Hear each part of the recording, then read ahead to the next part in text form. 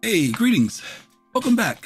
I'm Griffin Gaming, RPG, and I'm still getting things together. My 2 minute countdown was not long enough, but I guess it'll have to do. I hope you guys are doing well. Welcome back. Today is October the 10th, and it's Tuesday. And there's one other thing. Today is technically the anniversary for Star Citizen, for Squadron 42, and for CIG, Cloud Imperium Games. At least the public announcement, official announcement. So happy birthday, CIG. We wish you many more years to come. And we're looking forward to a great opportunity to meet with the staff and employees of Cloud Imperium at CitizenCon this year in Los Angeles, California, here in the States. It's been a while. I went to my very first CitizenCon in 2016. I had been in the game for 3 years at that point, and at least been following it. Yeah, I was in by then for sure. But I remember going, and it was like I had a little bit of apprehension going to that particular event. You may ask, why, Griff? Why did you have apprehension about going to something as cool as CitizenCon? Well, the idea of going to a convention was not new to me. I had actually given great consideration to doing it just a few years earlier for the 10th year anniversary for EVE Online. I got to adjust my lights here, gang. Give me 1 second. And my intention was to do that. I was actually going to fly to Iceland. I was prepared to get my ticket and my flight stuff and everything, and I didn't do it because the tickets ran out so quickly. I couldn't do it, so I never did do it. But going to this idea of CitizenCon was a little different. I had a lot of friends that were playing EVE with me, but I don't think I had any friends that were into Star Citizen like that. I think I told a couple people, they had signed up for it, but they weren't really into it. And so the idea of going to a gaming convention where I pretty much didn't know anybody, I was in test by then, Test Squadron, my org, but I didn't really know a lot of people. And so the idea of going to a convention that didn't know a lot of people was just getting into, well, very few people in the org that I was in, but even more, a game that wasn't even out yet was a scary thing. Hey, prisoner, how are you? The idea of doing that was just kind of a scary thing. I don't know. And then, going out to LA, and I mean, I'd been to LA before, that wasn't new. But going to this convention was something. So anyway, that was in 2016. And then I enjoyed it so much that I went to VerseCon the next couple of years. They were in Austin, Texas. And I remember going to that, and that was fun. And then 2018, I went to CitizenCon when it returned to the States and was in Austin. I went there. So I've really just got hooked after I went the first time. I really, really enjoyed it. And so as we approach this CitizenCon, once again, we want to tell the folks at CIG, happy birthday, congratulations, and we're looking forward to many, many more years of not necessarily development, but many more years of taking this journey with you guys. We really, really do appreciate all that you do. Prisoner, I hope you're doing well. Hope everything's going good with you. Today is my review of episodes from 10 for the Chairman. Each week I talk about why I'm doing these episodes, because people say, Griff, where are you blowing the dust off of these old dusty videos? Well, because there are many people in our community who are not necessarily versed, pardon the expression, well-versed, in knowing about the vision of this particular game, Star Citizen, and its development. And I wanted to go back to these videos because this is where the community gets to ask Chris Roberts about his vision, what it is he sees and what he wants for this game, much of which is still in development. Tremendous amount of it is still in development, but also a good amount of it has been delivered to the community. And so just to be able to go back and get some balance to see where things line up, the dominoes line up, have they achieved certain things, what things maybe have changed over the years. But the idea is to give clarity.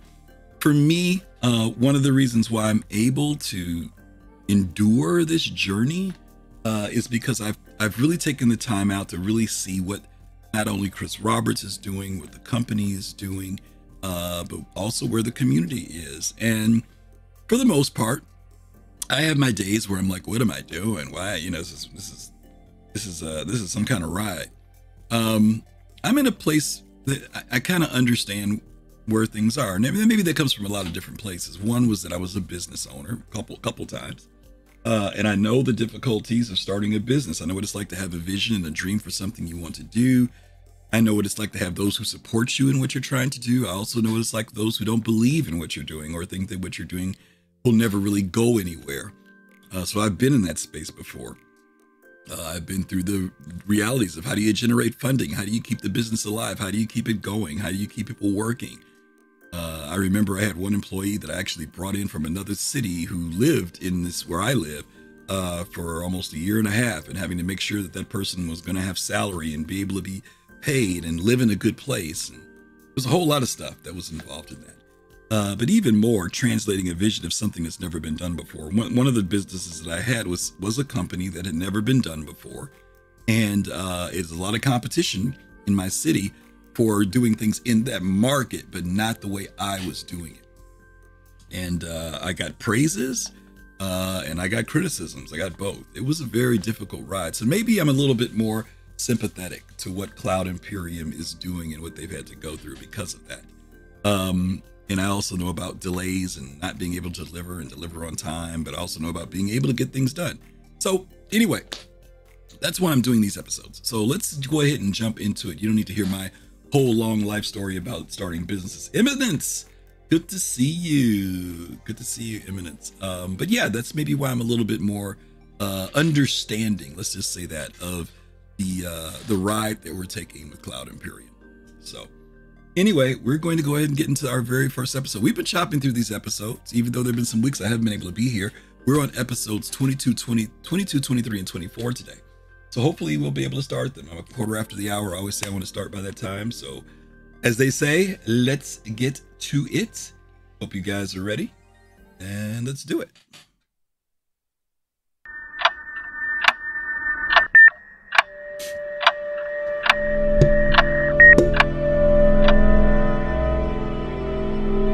Hello everyone, welcome to another episode of 10 for the Chairman. For those of you that don't know, this is where I take 10 questions from subscribers and answer them to the best of my ability, which I hope is fairly good considering I'm leading the project here. And for those of you... I have a question for you guys. Do you guys think Chris Roberts is a coffee drinker? I'm not so sure he is. My impression is that these videos are done in the morning, because every time we start these videos, he looks like he's barely just woke up. His eyes are a little red. It's quiet in the studio, so that's another thing. So I think that they're doing them first thing in the morning before people get there, and they're recording him. But I never see him drinking coffee. So something tells me he does not drink coffee. I know that's like a weird sidebar, but it's just an observation. You don't know about subscribers, that's the subset of the people that have backed Star Citizen that also contribute money every month that enable us to do enhanced community content. So what we're doing here, 10 for the Chairman, Wingman's Hangar, some other upcoming shows we're going to be doing, plus the Jump Point magazine, and also some of the little kind of fun, flary objects that we're putting in your hangar. But subscribers generously contribute money every month to enable us to do a higher degree of community feedback, which is great because we really enjoy sharing everything we're doing, but it sort of pays for a lot of people to do all this behind the scenes. So thank you very much to subscribers. Well, let's get to the show. So just a little small thing before I get into the questions. Had a kind of cool package show up. A very nice a long letter here, so I'm not going to read it all on the show. It's from Thor the Space, aka Soul Song, and he's basically a letter. So this is a model of a spaceship that was found in a box in my old hangar used by my grandfather. Actual size parameters are probably 24 meters in length, 26.5 width, and 6.3 in height. And it goes on to talk about the various aspects of the ship, and there's a little diagram of the different areas and stuff, if we can all see that. It's pretty cool. And then there's a balsa wood model, which is actually kind of pretty cool. So, you know, they got the gun turrets on the sides that pivots, the engines, so they can also twist down into VTOL mode, which is pretty cool, right? So we can go down a VTOL, and you got the gun turrets that move around. And so anyway, there you go. Thank you, Soulsong. That's very, very cool. All right. And this is the kind of like really cool sort of community involvement that I love. The way that everyone sort of kind of puts themselves already in the world, and there's such great fan fiction already going on, and people building such amazing ships. I mean, obviously on the Next Great Starship, you can see the level of talent, but there's definitely people outside of that that are doing some pretty amazing stuff that you see on the forum. So it's AFC, pretty no brilliant, worries. actually. So anyway, that's great. So let's get to the questions. So thank you very much, Soulsong, and we'll do the 10 for the chairman. Yeah, prisoner, that's what I'm thinking. Okay, so the first question comes from Ozzy Lanth. Can you tell us what kind of animations are planned for spacemen shot in zero Gs while their mag boots are locked down? Will some weapons have enough force to knock someone off a wall and spinning into zero G air? I can imagine some weapons may even be designed to mess with an opponent's mag boots with electromagnetic pulses to disable their boots. So this would be really a question for the team that's focusing on the first-person shooter, which we'll be sort of unveiling and showing some of that stuff later on this year, probably at Gamescom. But yeah, we're planning to do a whole bunch of really cool stuff in zero G. We already have some zero G functionality in, which when you guys get your hands on the Arena Commander, the dogfighting module, you'll actually be able to do some level of EVA after you've ejected, which is pretty cool. But we're going to have sort of grabbing onto surfaces and pushing off on surfaces as part of the design. And I'm assuming that we'll have sort of physical impulses, so if you get a hit, it could potentially knock you off a surface. And so I'm guessing if you had mag boots attached and you got hit, then you would expect to have your boots stay in place as you got hit back unless the force was really big. So all those kind of things are planned to be modeled in, hopefully with as high as fidelity as possible. So we'll see, but we're actually kind of excited by just even the first person shooter period. I mean, that's the nice thing about what we're doing here with Star Citizen. It's crazy, it's ambitious, but we're really like delivering 3 or 4 games all rolled into one that hopefully people can play for a long time to come. Okay, next question. Okay, so a couple things there that are really cool. Good question about EVA. Once again, this is from 2014.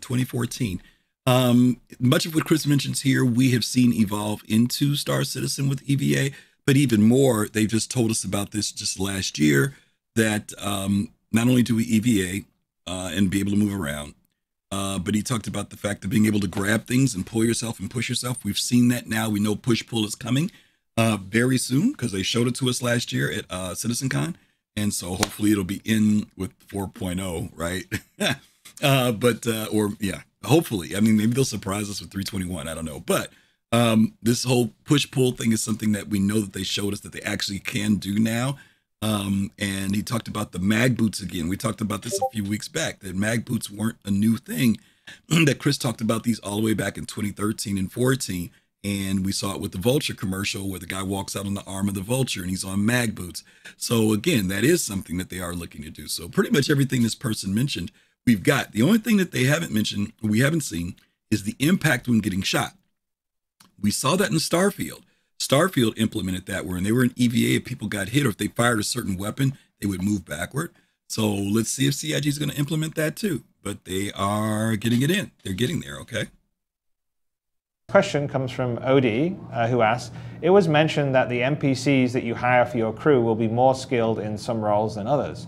They might be a good gunner, but not as skilled as a pilot. Will we be able to review the resumes of the prospective crew to get an idea of what role they may fit best? So yeah, I mean, essentially the idea is on some of the NPCs that you hire, there'll be different sort of levels of them, right? The more expensive or the more experienced NPC is probably, if he's a pilot, he's a better pilot. If he's a gunner, a better gunner, and you'll definitely be able to sort of kind of see their status. I mean, I think the way to think about it would be, we're not going to do it in an abstract manner like you would typically see in an RPG where it'd be like, okay, well, this guy's got aiming skill of 20 and this guy's only got an aiming skill of 15. It would be more that you would sort of have the reviews. So sort of think of it like, a hiring board for NPCs like you get on Craigslist or eBay or something. And you would have, okay, hey, I'm so-and-so and I love to shoot things in my turret.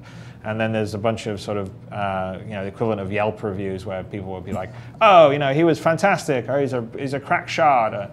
and you would sort of get the idea of the skill level based on sort of the price and sort of the reviews, and some of those reviews would be sort of the in fiction level of reviews for the NPC. So we'll try and dress up like how good a pilot is based in the fiction of the world, but that will give you an idea. So you won't necessarily know the behind the scenes numbers of how skilled they are, but you'll get a good idea of, okay, well, this is an experienced pilot or this is a rookie pilot, and you pay more for the more experienced guys than you do for the rookie ones. But of course, the rookie ones potentially could sort of learn and become the veteran guy over time. Okay, next question comes. Okay, another piece from what's it called, Quanta, and being able to use NPCs. Chris talks about the fact that there will be a way to review whether or not you want to hire someone. The more expensive they are, the more experience they have, vice versa. But he also talks about those who maybe are rookie pilots, and they talked about this too a while back. That, and God knows, sometimes I wonder how they do the technology, the developer stuff that they do. Because I remember Tony Z talking about these AI, that the NPCs will learn and get better when they do things, which is always kind of mind-blowing to me, is how do you gauge that as a game player? Their accuracy gets better, or maybe their skill gets better. There won't be a skill tree. There won't be a, hey, here's Fastcart, and Fastcart is a level 7 shooter and a level 9 pilot. That's not what it's going to be. He says that basically it'll be more like an employment board where you go in and it'll tell you, hey, here's Fastcart. He was really good. He's been in battles for this, that, and the other, and he's very well done on this particular type of ship or whatever. So that's kind of cool. It takes it out of that whole skill tree idea, but maybe looking at things based upon experience, which I like a lot. I don't mind skills and being able to focus in on what are they good at.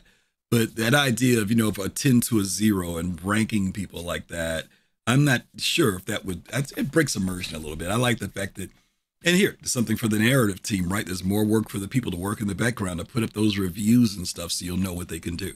So I like that. It's very cool. Comes from Dostro, who asks, I'm just curious about the current relationship between CIG and Crytek currently. How much of the Star Citizen build of the engine going back to Crytek, as it sounds like a considerable amount of effort is being put into it from your end? Double precision, for example, sounds like a massive undertaking for CIG and something that Crytek would benefit hugely from. So we got a really great relationship with Crytek. I mean, we share tech all the time. We're always sort of appraised and looking at their newest stuff, even some stuff that they haven't released generally to the public or shown. So we have a really nice relationship. We sort of openly share stuff. So we'll give them some of the stuff that we do back their way, and of course we're taking their sort of upgrades to the engine. Double precision, I don't know. We haven't had that specific discussion. It is a pretty big change because the whole engine works in 32-bit, not double, and there's a fair amount of things that have to change for that. So I'm not sure they would necessarily want to take that back into their standard engine, because double precision really is needed for a big space game, but not necessarily for a first-person game. But we definitely have an ongoing sort of technology sharing relationship where we go back and forth. Okay, next question comes from. Okay, so you guys know that Crytek, if you've been around any length of time, you guys know about Crytek. And if you haven't been around for any length of time, Crytek is the company that built the Cry engine, which is the basic foundational engine where Star Citizen started out from. Pardon me. Let's see, who was that? Fall Matrix. Thank you for the follow, Fall Matrix. CryEngine is where things began, and CIG basically got a license with them and basically started to tweak and make CryEngine their own engine over many, many years. It went from CryEngine, and there's a weird path that whole engine went down, because it went under Amazon at one point and became Lumberyard, and CIG was involved in that, and there was Star Engine, and there was some issues that came up later on with usage and a lawsuit, but that all supposedly has been kind of all ironed out now. But those of you who played Crises in this Crises series, you'd be very familiar with that engine. Looked like it was a beautiful engine. In fact, Crises engine looks really good, and they did a remastered version of Crises 3 not too long ago, if I'm remembering correctly, and it still was straining computers. The most high-end 4080 Ti's were still straining trying to run that thing, but they did do Some great improvements, moving that software from a 32-bit to a 64-bit, a whole lot of other things that they've done to it where it's kind of morphed into a new creation, a new monster than what it was before. Hey, Marzipan. So yeah, that's the story about Crytek. Galanin, who asks, can you give us a bit more information on how player-created missions will work? Can we just put a bounty on anyone, or do we need certain approval? How will information runners or smugglers know I require their unique skill set? That's a pretty big question.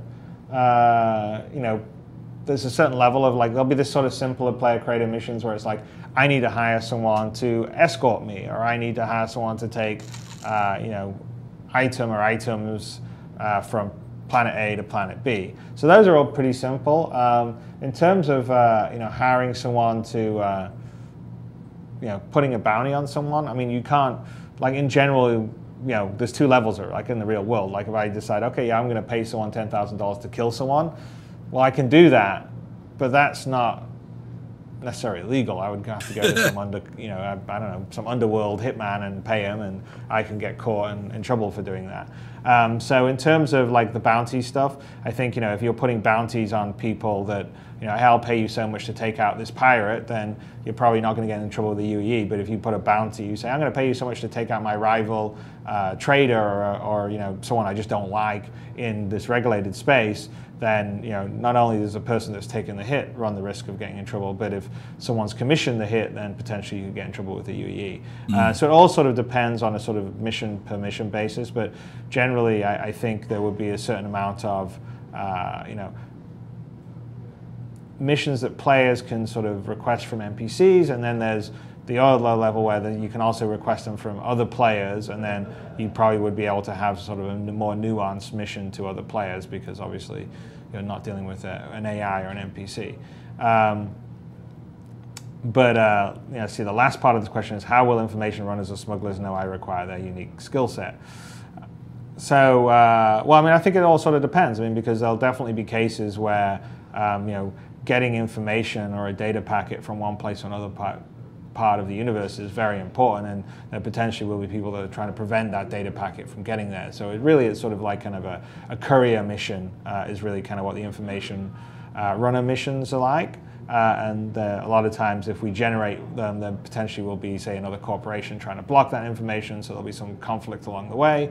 And then, you know, on the smugglers set, you know, things like a smuggler, or again, like putting out a hit on someone, which really is sort of like placing a bounty on someone, unless you're placing a bounty on someone that's on the wanted list. That's where you would go to the shady areas on the various planets. So, you know, a lot of our planets have, you know, like Terra, for instance, has a sort of more kind of shady, you know, sort of slum area versus a more hoity-toity area, and you would sort of go to one of the back alleyways or one of the sort of disreputable bars, and that's where you would sort of find someone that you could sell or buy stuff on the black market, or do smuggling missions, or potentially take a hit out for you. So it'll be sort of kind of based on the environment and context, just like it kind of would be in real life. So we just want to really give that sense of flavor to all the locations when you're going around it. I mean, it's not going to be a small amount of work, but I think if you get all that, I think this will be a much cooler, more engrossing world for everyone. Okay, next question. So that's interesting. You know, I didn't think about bounty hunting. I'm too much of a, hey, Captain Jones, how are you? And socially confused. Good to see you. You know, I'm too much of a nice guy player, right? You know, there's some stuff I never think about, right? It never crosses my mind. But he's like, you know, putting out a hit on somebody in the real world, you know, you technically, it's illegal to do it, right? It is illegal. He talks about bounties. Like, there's a difference in bounties and hits, right? Because those are two different things, you know. Hits is to get rid of your rival. You know, you just want to, you know, you hire a hitman to get rid of your rival for whatever those reasons are. Maybe you want to, like he said, maybe it's the leader of another org or something, right? Maybe they haven't done anything to you. Maybe it's just over economic reasons or whatever, or ego. But you put somebody else in to do the dirty work, right? And then there's bounties. Bounties are usually done because someone has done something that has broken the law, or they've done something to offend you. You know, they've stolen something from you personally or something like that. And distinguishing those two is going to be very interesting. Excuse me. Because there are three entities involved, right? There's the person who initiates the bounty or initiates the kill. There's the person who is the target, right? And then there's the person who actually has to do the dirty work. And I'm thinking about like in Mandalorian, when I watched the series The Mandalorian, the bounties he took were because he was a hired, bounty hunter to go after people who maybe had done something. They'd done some type of offense against someone, not just randomly killing somebody. At least that's the impression I got. Where a hitman, ooh, I don't know. What do you guys think? How do you regulate that, right? Because I get it. Like if they say, well, you do something in UEE space, if there's a 9-to-1 ratio in the UEE, if you're in UEE space and someone comes after you, and let's say you're a citizen, and for those of you who don't, I think most of you guys know how the whole citizen thing is supposed to work in Star Citizen, whether you're a part of the military or whether you're a civilian and all this other stuff. But maybe one of those things is that if you're a citizen, no disintegrations. Yeah, there you go, Fast Card. If you're a citizen, maybe if you take somebody out, you get a crime stat. If you get a murder level crime stat for taking somebody out, then all you have to do is go get it cleared, right? Maybe that's the thing, right? You got to go get it cleared if you decide to do it. Because to do it and get away scot-free is pretty, is pretty, weighs the scales a little bit too far to one side. I'm talking about if you do it in UEE space. If you do it in wild space, the outer rim, where it's non-controlled by the UEE, there could be still laws there. Like, for example, Levski is not lawless. They're just not under the UEE. So maybe if you do it there, you've broken the laws in, around Levski, and the folks over there with the peoples, or whatever they call themselves, the peoples. I can't think of the title for the folks of Levski. But maybe there's an issue if you do it there, then if you kill somebody, you have to get it right, clear it by something there, or else you just have to leave there. You leave there. If you come there, that you're going to be considered a criminal. Bounties, if they're justified, maybe there's a bounty system that we have to file in, and that would be interesting too. If you had a system to file a bounty and that records it, so therefore, if I put out a bounty and I say, Fast Card, I'm using you again, and I say I'm hiring Fast Card to do this bounty, that he is waived of any penalties if he's able to accomplish the bounty.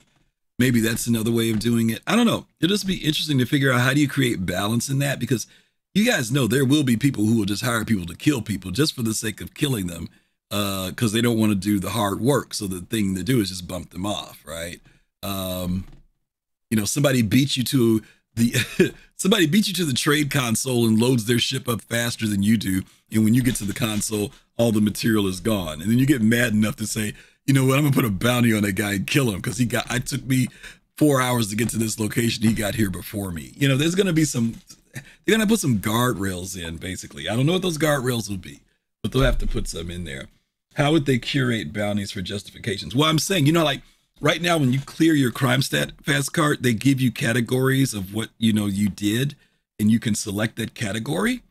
So you could do the same thing when you hire and you put it in there. You could say, here's the reason why it was an offense or this or something like that. You could put a reason in. Yeah, Captain Jones. Yeah, it might be tied to a licensing system or that would be good.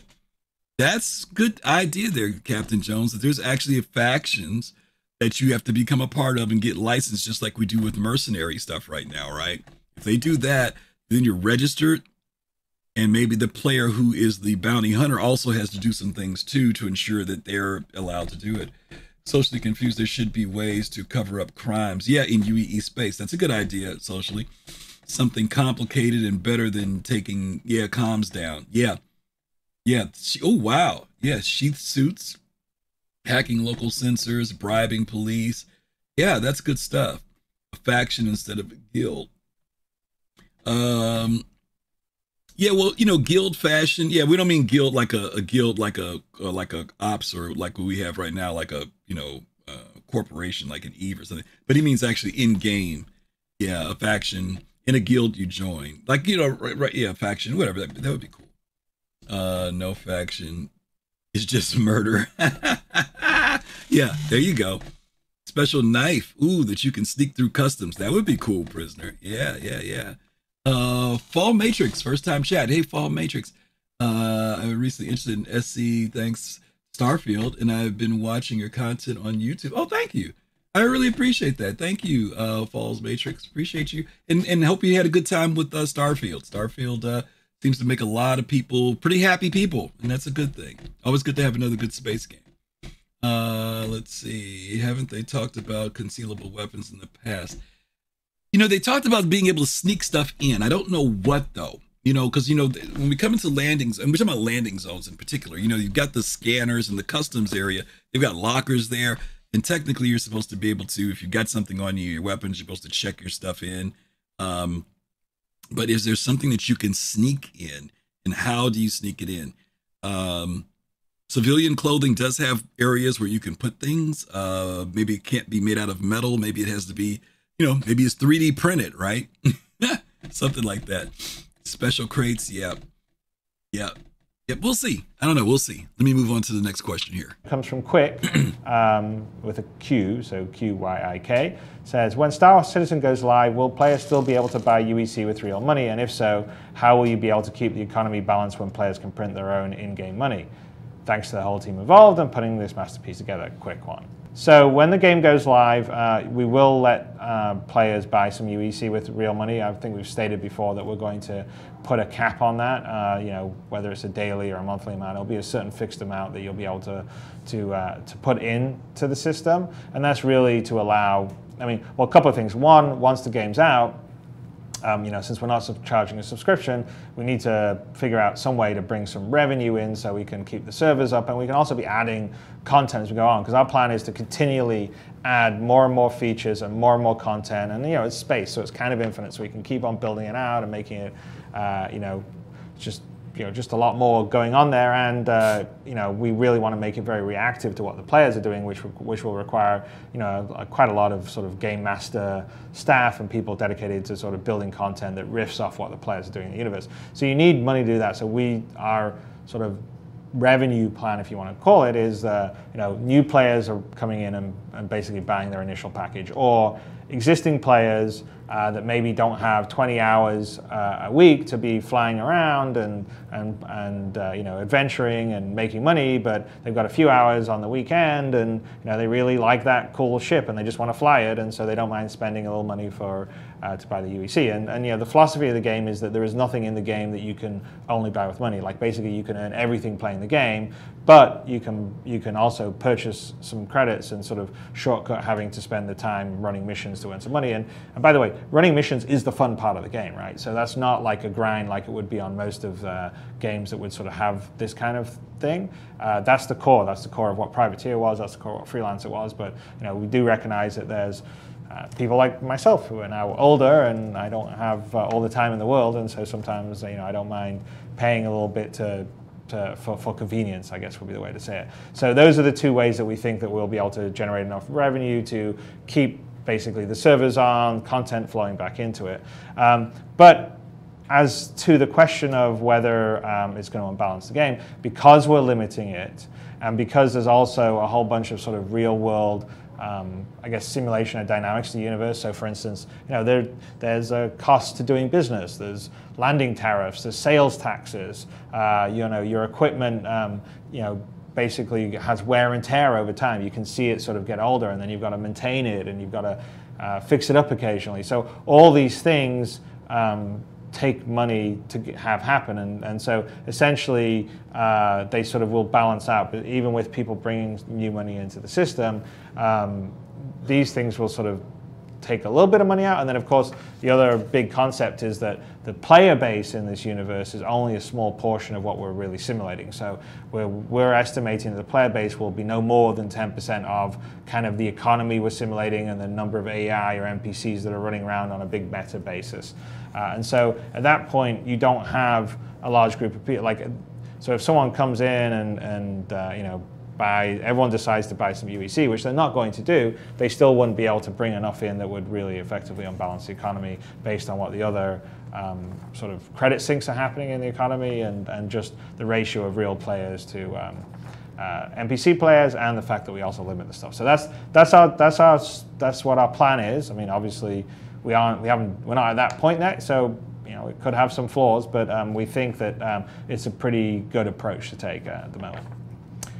Okay, next question. Let me stop here for a second. Good question about the UEC and being able to purchase UEC, but I want to give some background to this. As I listened to Chris talk about this, one of the things that's very cool is the fact that he hired Tony Zarovic. We all call him Tony Z because people don't like to say the full name Zarovic, evidently. But Tony Z is a master's or a doctorate or whatever, I can't think of what it is, in economy and economics, as well as being a computer programmer.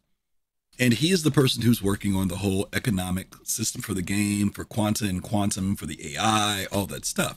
And it starts to come together to understand why this game is different and what it is they're putting in to make sure that this game is around for a very, very, very, very long time. One of them is our ratio of us in the game versus NPCs, right? When we play Eve, it's predominantly all people, right? All humans playing that game. Same thing with Elite Dangerous. All people. They're NPCs and stuff, but you get the idea. It's mostly human players. And the economy is dramatically affected by what those players do. But there's also no way to make sure that the economy stays. It's a very difficult process to keep any type of game's economy in a really good place so that there's not anybody who's so wealthy or too wealthy. Some of these games will get to people where people become billionaires, but they become billionaires because there's not enough there to keep them having to really work for their money. You can work for it, don't get me wrong, but then it gets to a point where you're not hardly even working and you're making the money, right? And that's okay to a certain degree. But for the sake of a longevity of a game, there has to be a reason to be in the game playing, a reason to do the work beyond just, even though the fun of it could be enough of a reason for a lot of people, and it is, but there's a lot of people who are driven by economics. Like right now, I'm totally blown away by listening to people who are playing like the current patch in the game, and they're out there, they're like, oh, Griff, I made 3 million a day. I made 2 million a day. I made, whatever. And I'm sitting here saying to myself, like, okay, and I'm saying that to me because I understand the fun of making that money and feeling some levels of accomplishment.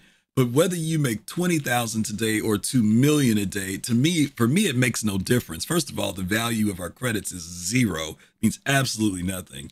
Secondly, it doesn't take much to acquire things in the game. If you want to go out and buy a class 1, type 1 quantum drive, you can spend just a few minutes and get it and put it in your ship. That's great.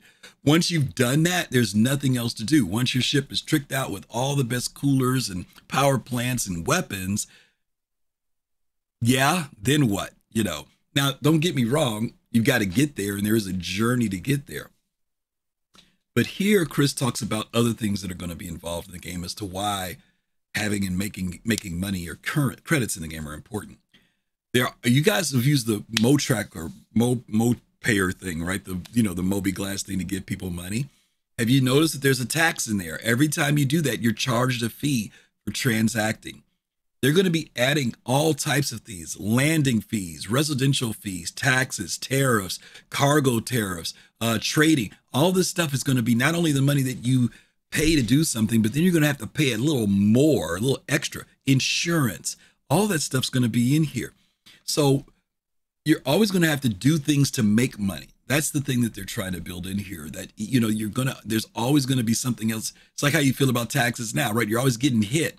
It's like when you get that paycheck and you say, oh, I'm going to make $3,000, and you look and you only made $2,200. And where'd the other $800 go? It's going to be that same kind of feeling that keeps us in the game.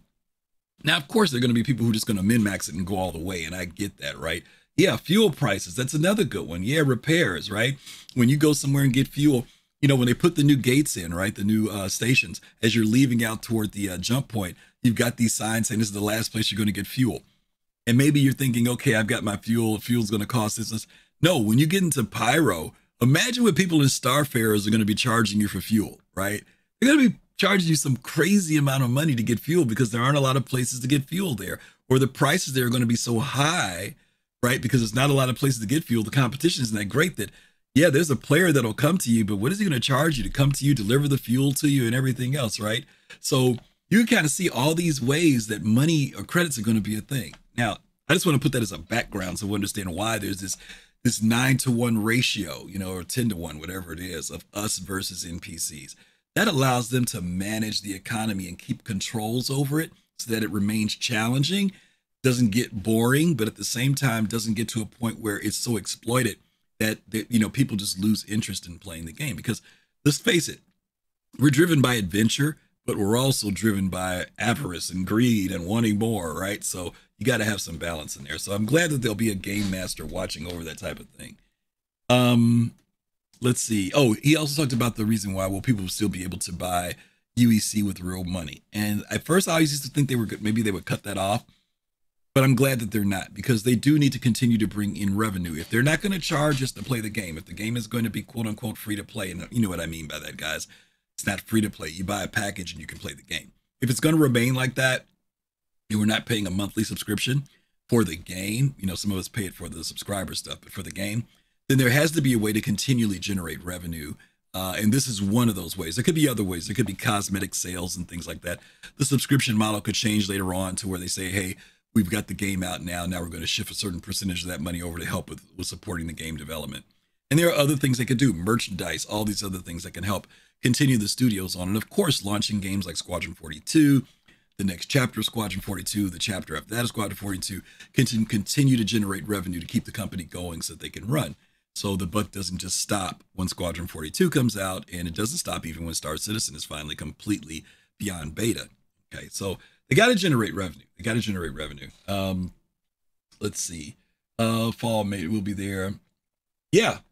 Toll tax. Yes, absolutely. When you go through the gate, will we have to pay?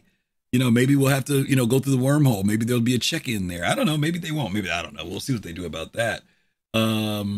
There might be some tolls that people pay. Maybe even some game people will put tolls on going in their area. You put a blockade up and say, you got to pay us, right? Fall Matrix. I regret not paying attention to Star Citizen earlier until recently. I just knew the old Scam Citizen memes. Yeah, I think I watched over 300 Star Citizen's content lately.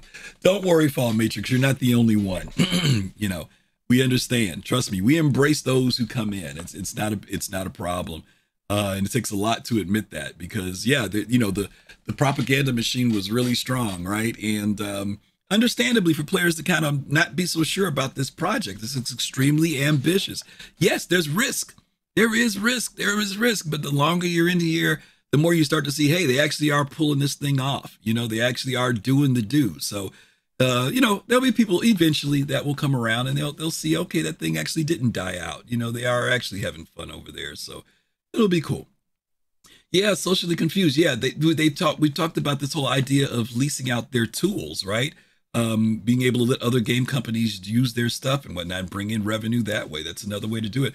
The mocap studio, right? They put in that full mocap studio where they can lease that out. In fact, they built Cloud Imperium's location is built in like a technology hub where they're surrounded by other animators and other companies and stuff. And it was very deliberate so that there could be like a share and give in that community where they're at in Manchester. Yeah, that may be the topic of CitizenCon. Yeah, you're right, Fastcard. It might be. All right, let me keep going. I'm yapping too much here, and we're already almost at the top of the hour. Question comes from Command Docs. Can you explain how bigger battles will work? I am specifically interested in how the refueling, replacing ammunition, and repair works during bigger battles. Do we have to land on a carrier, or there are some other ways? In the bigger battles, I mean, that's kind of one of the ideas of having sort of the bigger ships that have sort of landing capacity. So you could potentially land your fighter on board and refuel it, rearm it, potentially do some patch-up repairs, because the full repairs would have to be done on the planet.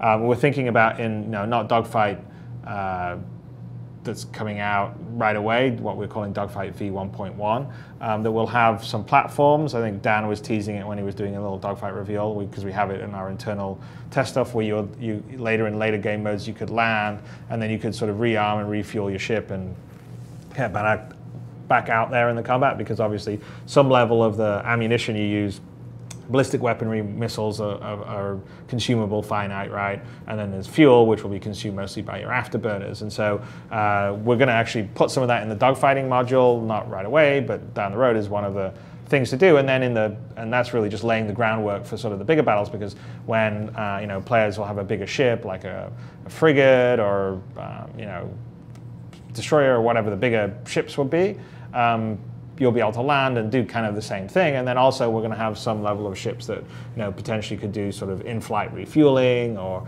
that kind of stuff, or would have some level of repair ability. So those are all things we're thinking about to try and make, say, some bigger battles where you sort of have mixed use of arms. You've got a couple of big capital ships and then some fighters, and people have to do all sorts of different things in it. It should be pretty cool. I mean, that's one of the things that the UK team will be spearheading, is sort of the bigger ship stuff, because it's a primary driver of Squadron 42. So they're sort of working on that as we speak, as well as helping out in the dogfight. Okay, so next question comes. Okay, this is going to be really interesting. I mean, we guys know about ships that they've introduced, the Kraken and the Liberator and the Vulcan. They all fit into the category of what we're talking about here. I was just having a conversation with my buddy Nihilus the other day, and we were talking about the Kraken and the importance of ships like that coming into the verse. But, we've listened to people talk about using these ships, and ships like the Kraken, we're talking about how the military actually works, that it being a carrier is not going to be that ship that's out in the forefront of fighting, but it will deliver what's out in the forefront of fighting. So think about that, right? You go out into combat, you do some dogfighting, you've launched missiles. If you decided to choose ballistic weapons, you're running low on ammo, you're watching your fuel, and now you've got to leave the combat scenario and head back to go refuel, rearm, and get ready to come back. There's going to be a process to that, right? Whether you're going to jump to get to where the carrier may be, whether the carrier is hiding behind some moon somewhere, and you've got to get there. But even then, you got to be careful, because if you give away where the carrier is, the combat scenario is going to change dramatically, and people are going to end up, doing reconnaissance and following, and somebody's going to have a terrapin out there and saying, "Hey, we keep seeing these fighters that are leaving for this particular heading behind this moon." They're going to figure out what's going on, right? And eventually you're going to have problems. But there's got to be ships that are there protecting the carrier. There's a whole lot of stuff that can really be very cool into why we would use certain ships in this game. This idea of refuel, rearm, and everything, CIG has talked about it. We've seen the videos on it. We know that they've developed ships to be able to respond to it. That's definitely going to be a part of the game. Okay, let's see what else we got here. From Neo Onyx 13, who asked, has there been any hardcore discussion on how Star Citizen will be funded after the verse goes gold? And the PU is fully operational. I fully understand that this question is a tad bit early at this point in development, but I was interested in whether there was any progress being made in this area. Okay, so I basically answered this question when I answered Quick's question about the UEC money, because I sort of did it two parts, explained why we wanted the real money, and essentially said what our funding methods were, which were once we're live, then our sort of goal is to bring enough revenue in by new people joining and buying their ship package, or existing players that don't have the time to spend, playing around building up enough money, then they just want to buy some cool fancy ship or something, so they're going to spend some real money on UEC, but UEC is going to be, that ability will be limited, time limited for all players, so no one can just buy a ridiculous amount. And of course, everything in the game you will be able to earn. There's no sort of artificial barrier between something you can buy with money or something you can buy with your time, essentially. So if you have a time equals money, there you go. So we just sort of view them as fairly interchangeable. But that's how we're thinking of funding the verse. Maybe it's crazy. Maybe that won't bring in enough money. But I'm hoping it will, because I'm not a big fan of sort of monthly, like forced monthly subscription. I don't mind it sort of being an optional thing that you do. But we'll see. But our goal is to hopefully have something that's strong enough that brings in enough money that allows us to continue to add features, build out the universe. We've talked things about procedural generation, all this kind of stuff. So, and also just a high level of interaction with the players, and make them part of the universe and react to the actions they do. And so all that will require a decent sized team even after we go gold. I mean, this is an online game, so it's much more I know it's the trendy thing to say now, but it's more a game as a service than a sort of one-off game that you'll play for a week and then put on your shelf. And so for us, it's pretty important to right now make sure that we've got enough money to make it, which you guys have been so generous and helped us.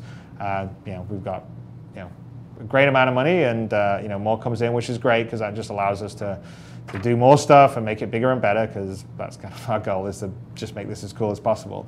And then after we sort of have all the features are in and working, you can fly fully around the universe and do all the rest of stuff, then hopefully continued revenue comes in and allows us to just continue to big it and expand it, which is pretty much what I think you've seen on things like EVE Online or World of Warcraft. So hopefully we can be in, if we're lucky enough, we can be in that situation and just keep on building this really cool universe together.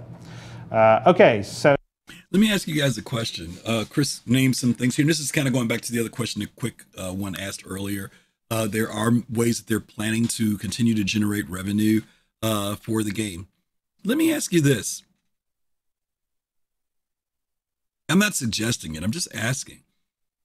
Based upon what you see that Star Citizen is now and what it is that they say that it is going to become, do you think that people would pay to play the game? I'm not saying whether they should. I'm asking because EVE, has this thing where you can like play for free, but they cap what you can do, and then they've got where you can pay monthly, or you could use in-game credit to do it. Would you think that that model would work in Star Citizen, where if you have enough in-game credit, you can play the game fully? And if you wanted to do like a just trial, like how we do like right now, where people can come in and play for free, that maybe there's some limit to what they could do. Or do you think that people would be willing to pay a monthly subscription? I'm just picking a random number, $9.95 a month, What do you guys think? Time versus money argument. Yeah, Fast Cart, that is it. Yeah, there is a time versus money argument to a certain degree, though, because I'm still saying that they can have access. You could still play it, come in and play like Free Fly play. But after you get past Free Fly, there's a certain aspect of, like maybe you get 7 days to play the game for free. And then if you want to get in and play, you paid $9.95 a month, and you can play as much as you want. This is without having to buy any other ships. You can come in and play. And that way you pay $9.95 a month, but you get access to stuff, or do you think that, or if you play the game and you make the game in currency, you could offset that? I'm just curious. I'm not, believe me, that's not their model, guys. I don't want you all to think that's their model. I'm just curious because I thought about EVE and WoW and stuff like that. And there are people who still throw money at those games, without a problem, Okay. It's interesting. Time is money. Yeah, you're right, Captain Jones. Time is money. All right, let's go to the next question. If you guys want to put something in on that, you can. Money gating is, or forward grind. Yeah, it's still a grind. Yeah, that's true, Captain Jones. Yeah. Time is money. It's interesting, right? Like I'm in the class that Chris Roberts talked about. I'm the guy who, even though I'm retired, I'm still fairly busy. And there is a part of me that many of the ships I bought, I see them and I'm like, I understand how much they're going to cost in game. And I'm like, I've been grinding games for 45 years. I ain't grinding no more. And I'm not doing all that grinding. You young guys with all that energy and zeal and all that, you guys can knock it out. I can't knock it out like that anymore. I used to. And that grind stuff is gone for me. So for me to be able to say, I'm not grinding for a reclaimer, I'm just going to buy it and it'll be there when I'm ready to play with it. I will. And I'm content with that. I'm not suggesting that people have that mentality, but for me, that's where I am when it comes to this. Some stuff I'll grind for. And you guys know this. I've said it before. If it costs less than $300, I probably don't own it. And my attitude is I'll grind for that stuff. That's casual grinding. But, grinding for a pioneer, I ain't doing that. I'm not doing it. I ain't got that type of energy. So next question comes from Wokkels, Wokkels, who says, we have heard rumors of Star Citizen as an esports. Also that the Arena Commander can be used for it. Do you have any plans on supporting esports in the sense of promoting it on the website? And hopefully more ideas. Yeah, well, so actually our kind of thought is, it's like there's a lot of potential inside Star Citizen. So Arena Commander definitely would be something that would be a place where people could essentially compete and show off the dogfighting skills without having to risk their actual ship in the way that you would actually out in the persistent universe. And then, we've got some other things that we're thinking about. We've had a lot about Murray Cup racing, and we've sort of been focusing. We've got some races, and we want to do a race course. We'll probably release something with Arena Commander, not v1.0, but just after that we'll have some timed racing courses and stuff that you can fly your ships in, which I think will be pretty cool. And both those things could be are very suited to sort of that esports setup. I think what we would probably do is, because we always like to do everything that's in fiction, is to sort of have the esports part of it sort of almost feel like in fiction. So if you're competing to be the best dogfighter, or you're competing to be the fastest racer, you're really competing in the Murray Cup in our universe. You're competing in some big fictional, the invitational tournament or whatever for the dogfighting. So we'll sort of do esports in our universe. So kind of like Inception, one level inside something else. But yes, we think that would be fun. We're also going to do a certain amount of support for people to watch stuff. So not right away, but we're looking at ways that we can have sort of windows onto action. So like you can maybe log into the website and see like some cool battle happening out in space. And definitely if we have like a competition or esports thing, we'd figure out ways to broadcast the combat or ways to broadcast the racing. And maybe once the Persistent Universe is up and running, you could even be in a bar in the Persistent Universe looking on the TV and see basically our Twitch broadcast of that you could also see direct on our website. So hopefully that sounds cool, but that's kind of what we're thinking about. Okay, that's a very interesting piece there. Let's see. Once you're in game, Griff, you may change your mind. Glade, what do you mean? I might change my mind in relation to what, the grind? Let me know what you're thinking about with that. It's done the same thing. Returning my small ships. Yeah. Well, see, I'm yeah. And using that. Yep. Exactly. Yeah. I'm kind of, and there are people going to be doing 0 to hero, right? I mean, there are some people literally who they literally are looking forward to, which I'm to a certain degree I am too. They're looking forward to like getting in their starter ship and honestly trying to work their way up. First of all, it's going to spread the longevity of the game out for them and everything. It'll be pretty cool. Buying ships, I may change my mind. You mean I might still want to buy the more? I don't understand completely, Gladestone. Let me make sure you understood what I said. I did. I used to have a lot of smaller ships. I got rid of them all. You said you won't grind to buy ships. No. No, I won't grind to buy big ships. Let me give you an estimate of what I mean. When Chris talked about, people asked him how much will certain ships cost, how much will a capital ship cost, and he gave this example of saying, well, if you look at how we scale ships in real life, like in a Navy fleet, an aircraft carrier may cost something like $15 billion. So they're looking to scale pricing in that same way. So like if I wanted to get a Kraken, am I willing to grind 15 billion in the game? And for me, the answer is no. There are people out there who will do it. There'll be some friends that'll get together. Each one of them will contribute $1 billion, and those 15 people. I'm not into grinding anymore. I'm past the grinding days because I've been grinding literally for 45 years. I've been grinding in games. So for me, not that I would, because I don't own a Kraken. But my point is that I'll pay for that type of ship and have it in reserve. And whenever I just want to use it, I'll use it. And I'm content with that. But I am willing to grind for ships that cost like less than $300, $300, $400. I'll put in the grind for those. So all those ships that I had that were in that price range, I melted them and I've turned them in because I know I want them. Even though they're in my hangar, I want them. I'm not going to probably buy them. I'm going to work for those ships. And for me, that'll be my fun. You know what I mean? Every game, including Cyberpunk. Yeah. Well, yeah, that's true, Glade. But see, there's a difference between working towards something and grinding. For me, grinding is when it gets to a point where I'm no longer, the process of me getting there isn't about the natural organic feel of the game. It's when I've gotten to the point now where I'm doing this because I want that ship. Then I'm grinding. To me, I know that's not everybody's definition. If I'm just playing the game and earning money, that's not grinding for me. If I'm out mining and I'm enjoying myself and I'm having fun, that's great. But if it's like, man, this ain't working. I gotta hit the nose. I gotta grind. I gotta get my nose to the wheel and focus so that I can get this ship. I want my grind to be organic and natural from my gameplay so that I'm evolving in the game. I'm starting with working from my prospector and I'm like, ooh, the mole is next, but let me work. And I'm just spending, I'm relaxing. I'm doing other stuff in the game. And next thing you know, oh man, I'm only 2,000 short to get then I can get my mole. I don't want it to be where this whole thing is about, I gotta have that ship mode of grind. I don't want to do that anymore. I wanted this whole thing to be a natural flow for me. And for some players, that's the way they are. They're going to play in its natural flow. Then there are other people that's like, Griff, I spent 3 hours in yesterday grinding. I'm like, I can't do that anymore, you know? So I just can't do that. Yeah, you're right, Gladestone. Yeah, a lot of people in Elite, as much as they love Elite, that grind really burn them out. And then they ground and grind. And some of them are like I said, Dark Knight's like a freaking billionaire. He's got so much money in there, but now there's nothing for him to do. The only thing he was making money for was just to keep his carrier alive. Other than that, he didn't have anything. So yeah, that's what I'm saying. They got to find the balance. And see, I'm just hoping the CIG will find that balance. I get what you're saying. Yeah. 60 hours. Yeah.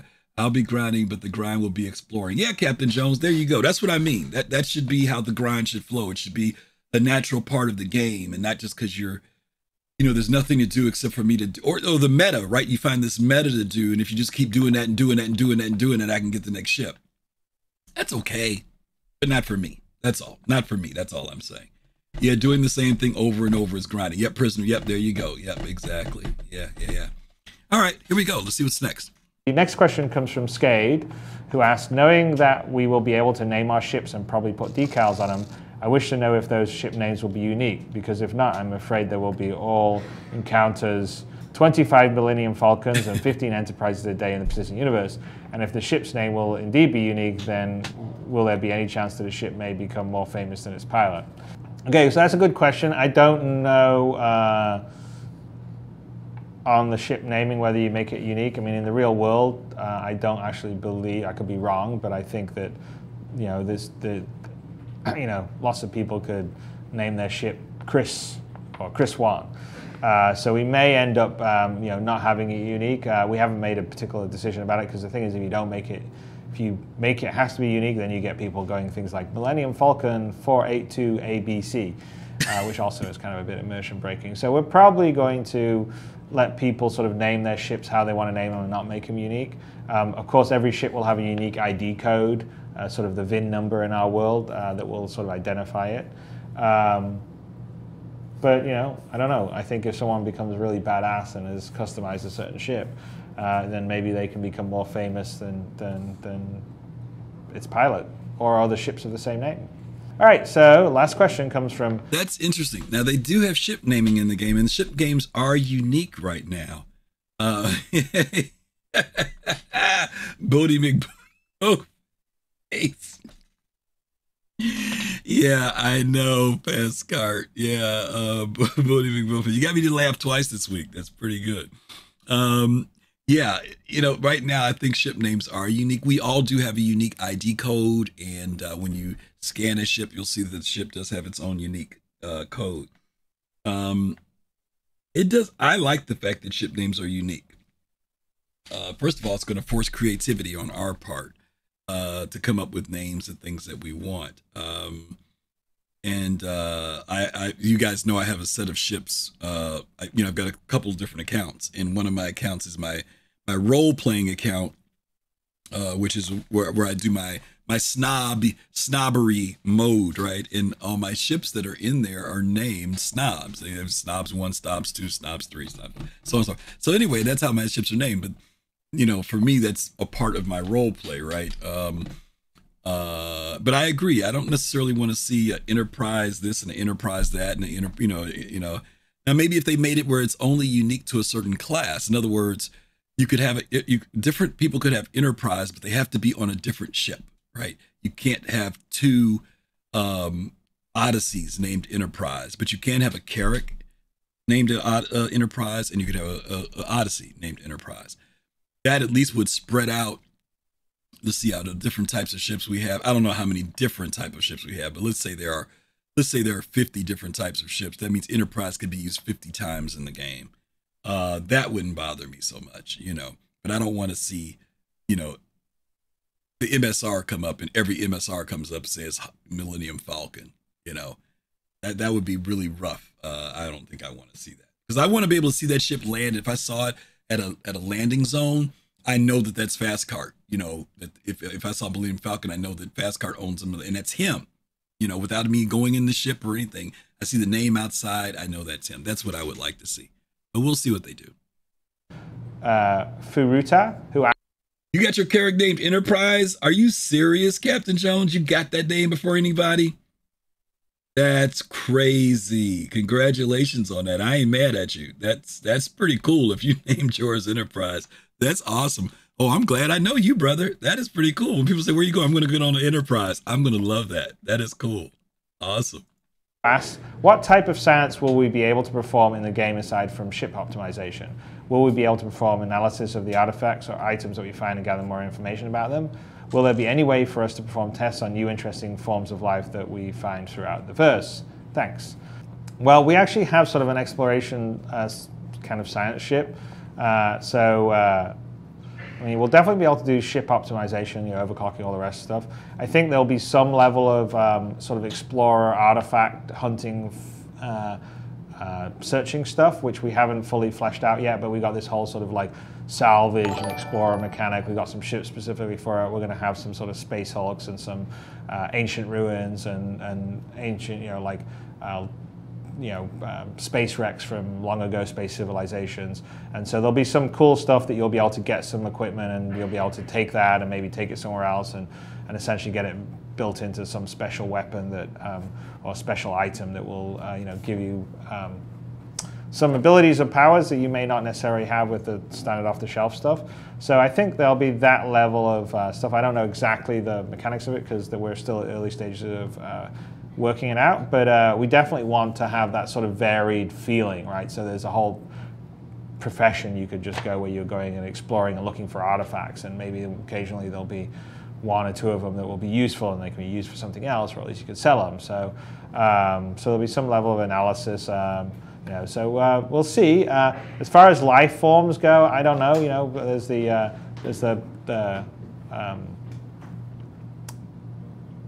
the fiction in our world is that finding or interacting with new life forms is kind of regulated, so you're not really meant to be able to discovering them. We're going to have a kind of fun commercial up and coming, not the freelancer one, but the one afterward that kind of plays with this idea. But I don't know so much about like really discovering new life forms, although we have discussed that when we introduced one or two of the new sort of alien races we're discussing, we would actually let a player make the first encounter. So we'll build it all up, we won't announce it, we would basically open up an area of space, and one of the first players that would cover that jump point and go through it would actually sort of encounter this alien race for the first time. So, but that's not something that will be possible for all the players. It would be just possible for one player, or if we have a second one, another player. So, and that wouldn't be very frequent, but that would be super cool, where the person that made the encounter was actually a real player, and he gets immortalized in the Galactopedia and on our in-fiction news casts. So anyway, I hope that answers the question about the science. I mean, it's still got a little work and thinking to be done on it, but that brings us to the end of this episode of 10 for the Chairman. Thank you all for listening. Okay, interesting about encounters and engagements with aliens. And science in particular they're talking about here. Fast Cart, now we've been having this conversation for a while about what will science and exploration really mean in the game, and we really don't know. CIG has given us like a very general idea of it, and every once in a while they'll give glimpses into what it means. I did think it was very cool about them saying that they're going to make it so that a player will be the first person to stumble across the first aliens in the game. That I'm so looking forward to. There's going to be a race to aliens, right? People are going to be zooming out there to be the first person so that they could be immortalized in the lore of the game, which I think would be very cool. But I'm sure there'll be somebody who will, just like anything else, just stumble across it, not because they were looking for it, but they happen to be at the right place in the right time. Vengeful, thank you so much for the sub. Really, really appreciate that. I love that. Deep Space One. I love that hook. That's what you named it. That's very, very cool. Yep. That's right. It's an old NASA mission. Absolutely. You know your NASA stuff. That's pretty cool. Absolutely. Yeah, First Contact would be great, Captain Jones. All right. Let's go ahead and get into episode 2 here, because I am running super behind. Super behind. I'm going to get episode 23 in. I don't know if I'm going to get 3 in today, but I'm going to try. If not, we're going to get 2 of these episodes in.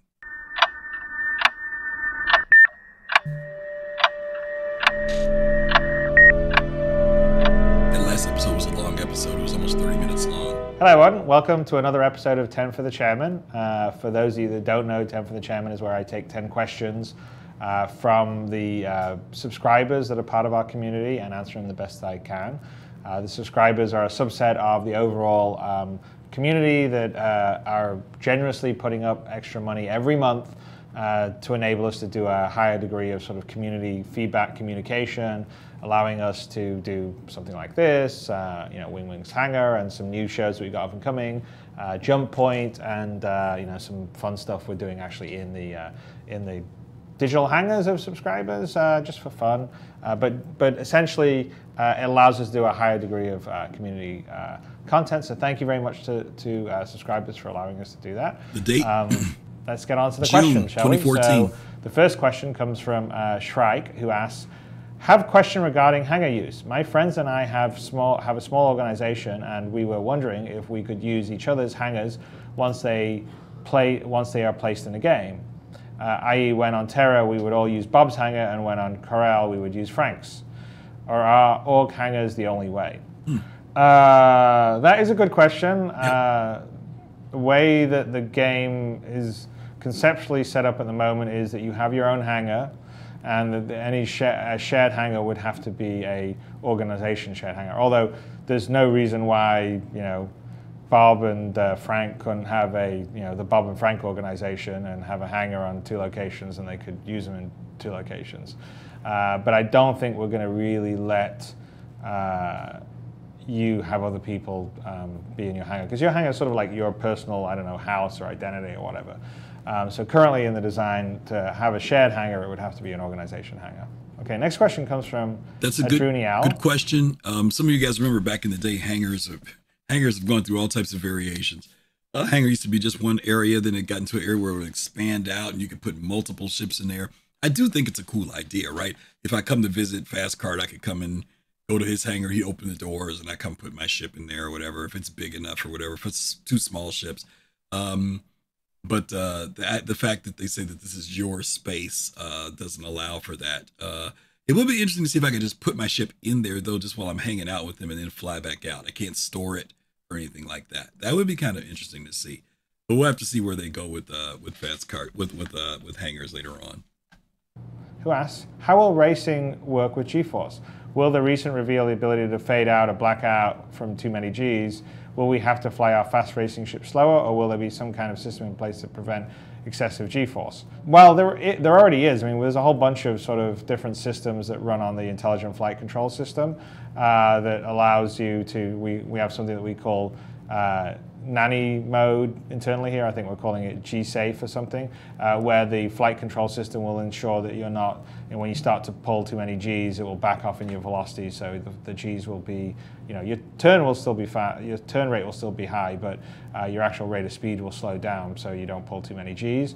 And then we got a couple of the other modes, which we had, ComStab, which we talked about, which is sort of control stabilization, which is kind of a little like traction control in space.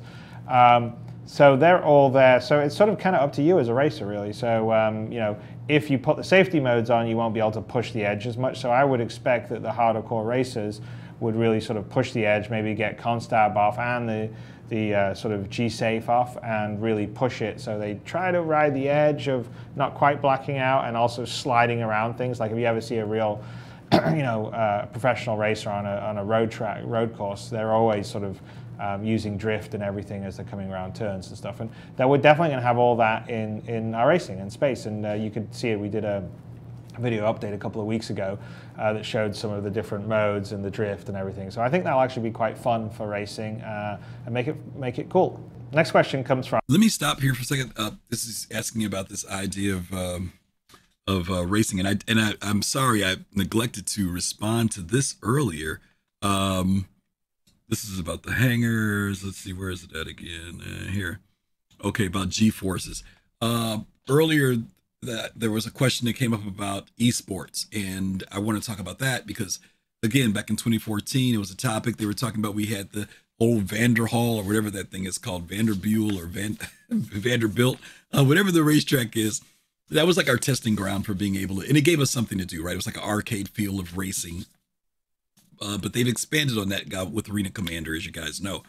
You guys know the schedule came out yesterday for CitizenCon, and one of the things that they're doing this year is Fight or Flight, which they did last year, and they're doing it again this year. But this time they're actually doing it at CitizenCon. They're going to have an area where people can go over, they have computers, and they'll be able to compete. So this idea of developing esports in Star Citizen is probably going to become an even more real thing. We know that we've had it with Atmo Esports, where they've done things like the Daymar Rally, the Stanton 7, but it seems like this is going to take off even more now. Chris talked about that game within a game, which is very, very cool. But it'd be really interesting to see if the esport of doing stuff in Star Citizen expands beyond our community. That literally space racing, I mean, they could pioneer that even, so that people who are even not, something outside of here, that people from literally other esports teams get into doing something like that. If they push Arena Commander out in some commercial form where people can go in and do that, I could very easily see that there would be people who maybe aren't playing Squadron, aren't playing Star Citizen, but they have picked up Arena Commander as a standalone, and they create like an annual championship and generate revenue from something like that. That would be really cool too. But I just wanted to touch on that because I didn't mean to ignore that point earlier, that question earlier when it came up. We do know that they have this stuff in here about racing and G-forces in the game now. You guys know we get G-forces when you're in combat. You just have to kind of really be careful when you're playing the game, but you know that exists. Question comes from Stoof, who asks, I watched Return of the Jedi the other night and thought to myself how cool it would be to have some friends planetside taking out a shield generator while some other friends are taking care of business in space. Will Star Citizen contain these kind of missions?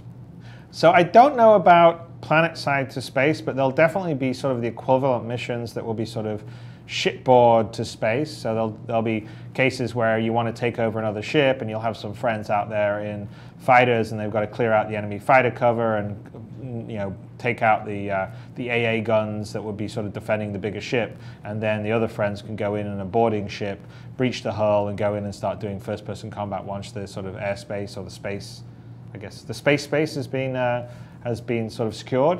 So that's sort of a combined arms mission where you've got people sort of on the ground, but in this case on the ground is boarding it to take over the mission, and people up in the air, which is doing air cover and doing sort of like suppression of the defense systems of the ship that you're going after. So that'd be cool. Planetside I'm not so sure about because that's not necessarily going to be concurrent sort of in an instance. You don't have an instance that runs at the same time as Planetside in space. But you never know what we may do in the future, but currently that wouldn't be part of the plan. But it is a cool idea. Okay, next question comes. Now, let's hit on that real quick. Two things in here I want to highlight in particular. One of them is that Chris mentioned a boarding ship, which I didn't remember hearing back in the day. I always thought boarding was going to be, you're just going to basically, have a battle, disable a ship, and then you'd EVA over, or you'd jump on your yellow jackets or something like that, or your dragonflies, and you would go over to the ship and find a way to get inside. But even in 2014, Chris mentions you would have the battle or whatever to disable, and then you would have a boarding ship. And we know that we do have actually a boarding ship that CIG has announced that. And I didn't ever think we'd have a ship dedicated toward doing that. Also think about this too, the idea of having a battle going on above a planet and then something else going on below. Chris is really hedging his words here because even though he's a big Star Wars fan, he probably thinks the idea is cool. He says right now we don't see how that's going to happen. Well, that's because back at this time, the whole idea of people to planet had not happened yet. When we went to planets, you would be basically guided down to a landing zone and you were restricted to be in that landing zone. There was no, being able to go all over the planet and land wherever you want to and do stuff. That was going to come maybe much, much later. And that was still a maybe that they would be able to achieve that.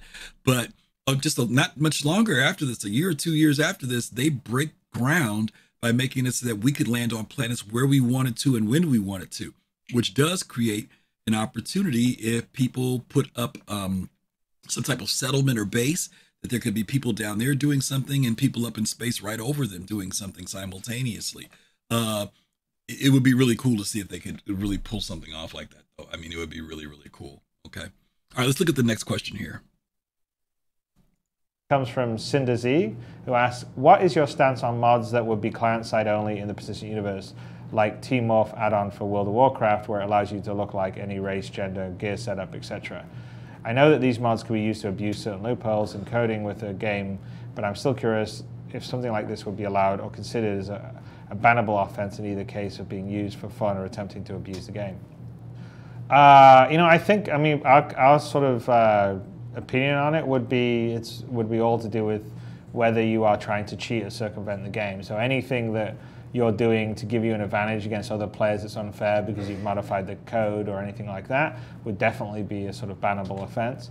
But if you just did something cosmetic that would only be client-side and had no effect on the persistent universe, the gameplay or anything like that, if we found it, we probably would be, okay, that's fine. It's really just sort of like what you're doing, what your intent is. Having said that, we're also, hoping or planning, that's what we're working on, the tech right now, is to have some of this stuff like be able to change your look and view with various morphs and all the rest of stuff. But so I guess that would all depend, the answer would be on the situation and the use of the mod.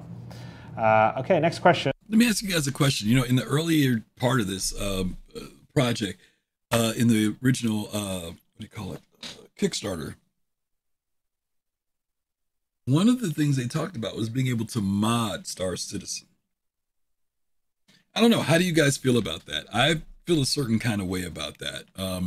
There are issues with modding a game in real time because obviously you can break in and they could do some really bad stuff once they get into the code. But they're talking about on your own client, on your own computer, will we be able to do modifications? And I'm really wondering how much CIG needs to control that versus how much we need to give to the players for doing modding. I don't know. I'm just kind of curious to see, what you guys think about it. I don't know. Yeah, unless it's on a private server. Yeah. And even then, it's such a weird thing. When you get into MMOs, it's one thing. If it's a standalone game and you're modding and it's on your thing, that's fine. But if you start being able to do stuff where it can crack into the, the MMO side of it, the game online side of it, then I worry about it. I don't know if it's worth the risk. Modding online games, not a good idea. Unless it's on private servers. Yeah. Okay. Yeah, that seems to be a consensus. It's like, See, like Starfield, you could do that. It's your game. It's on you. People mod. That's cool. Maybe Squadron will allow for it. Squadron may. Maybe. But I don't know. For the persistent universe, I ain't feeling that. Sander9 asks, Chris, some months ago, CIG mentioned a technology collaboration with Warhorse Games, makers of the Kickstarter Kingdom Come Deliverance. Can you give us an update on what CIG and Warhorse are learning from each other and how complementary tech will enhance both Put them on games? the list fast. Okay, good question, and that does actually fall into what I was talking about with the morph stuff with Cinder Z's question. So, specifically with the Warhorse stuff, they've got some very nice tech for how all their NPCs wear different outfits and clothes. They got some sort of pre-computed morph stuff that takes the shirt and fits it to the body, and then the sort of chest plate, if they have armor, goes on top of that. And so we're looking at using that to make our sort of character modification pipeline smoother.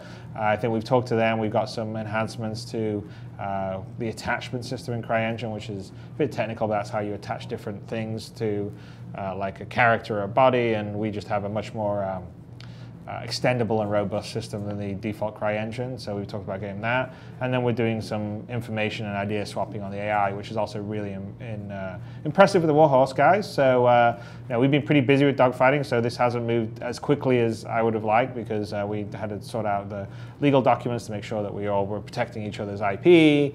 But we're ready to do that. And so we're, in fact, we're in meetings and talking about all that stuff right now with Warhorse. So we'll be going to one a little later on today.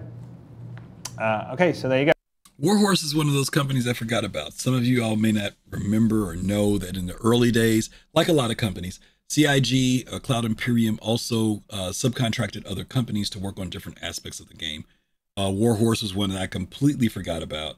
We've talked about IllFonic before in the past. They've done that as well. There were about maybe 4 or 5 companies that they had, and ultimately CIG kind of reeled it all in. And brought everything under their own roof as far as the work goes. I think the one company that they did keep working with was Turbulent out of Montreal. And now we know that Turbulent has become a part of Cloud Imperium as well. So they pretty much have everything under their own umbrella. Are they contracting out to any other companies? I don't know. I've never heard of any other companies. Fire Sprite was the last one, and they got bought out by Microsoft, if I'm not mistaken. Excuse me. I have to mute my mic. Sorry. They got bought out by Microsoft, so I know they don't have Fire Sprite anymore. But yeah, there was this company called Warhorse, and they said that the tech that they got was the clothing. Thank you, Gladestone. Clothing that would fit to the body, and the armor and stuff, so that things didn't kind of push through, glitch through each other. That was the technology that they started working on from them. So it's pretty cool. Okay. Warhorse makes Kingdom. Oh, they make Kingdom Come Deliverance. Oh, okay. Okay, using CryEngine. Oh, I didn't know they used CryEngine for that. Okay. Well, thanks, Prisoner. Cool. All right, let's hit the next one here. Go. Next question comes from Agina, who asks, Chris, after a year of subscribing, we get our name in the game. Will we be able to search through a database and find it? Or we could potentially play this game for years without finding it? Well, I guess it depends on where you adventure in space. But no, we've got a pretty cool and obvious place that we think that for everyone's name. So I guess it's not necessarily going to be something that'll be that hidden. You'll just have to go and visit it, and it's in a pretty important area and monument. So I think it's kind of up to you whether you want to play for years without finding it, because you could play it and go and see your name right away, or not. It's really just a matter of traveling to a location, which I'll let you guess what it would be. Okay, so Miskatonic. Where do you guys think those names will be? The names of the backers. My guess is it's going to be on Earth. What do you guys think? It'll be in Seoul. It'll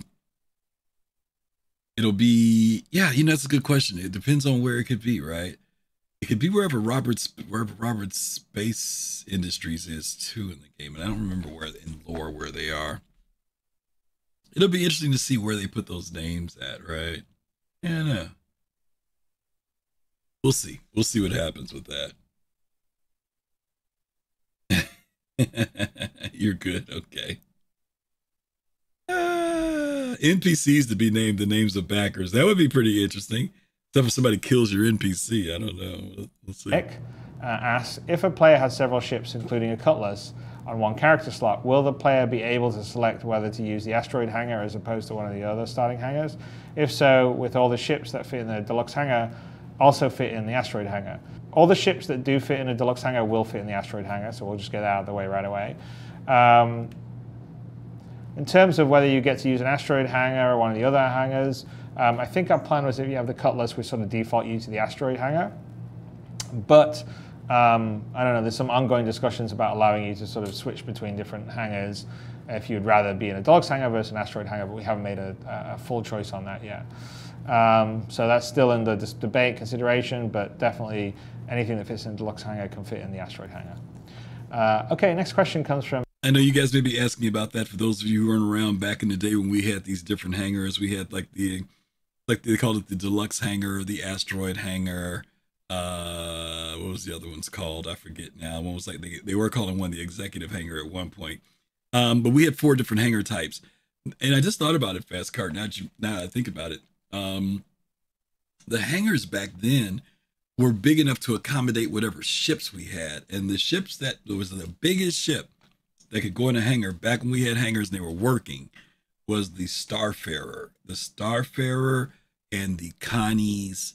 We didn't have anything much bigger than that. The Retaliator could fit in there. Yeah. But now that we've got ships that are bigger than that, like, I think, MSR would fit. I don't know if a 600i would fit. Matter of fact, I know a 600i would not fit. Yeah, the Starfarer fit. I've got video and footage of when I spawned my Starfarer in that thing, but that was it. It was, that was the length of it. It took up that whole hangar. It was, because that thing's boxy. It's not like the Retaliator was long, but that thing was wide. But that was the biggest thing that fit into a hangar. So once you start getting above that 600i caterpillars, uh, forget it. Hangars wouldn't work anymore. So in a way, it makes sense that we don't have hangars anymore because people would probably be squabbling. I can't put my so and so in my hangar. Um, so Arena Commander becomes the place where if you want to check out your ship, you can do it there. But yeah, think about it. Later on, if a hangar is big enough to a personal hangar is big enough to accommodate a freaking Carrack, or a 890, those hangars are going to be pretty big. So yeah, we'll see. SPC Mark, who asks, how will you be able to get your citizenship if you opt out of Squadron 42?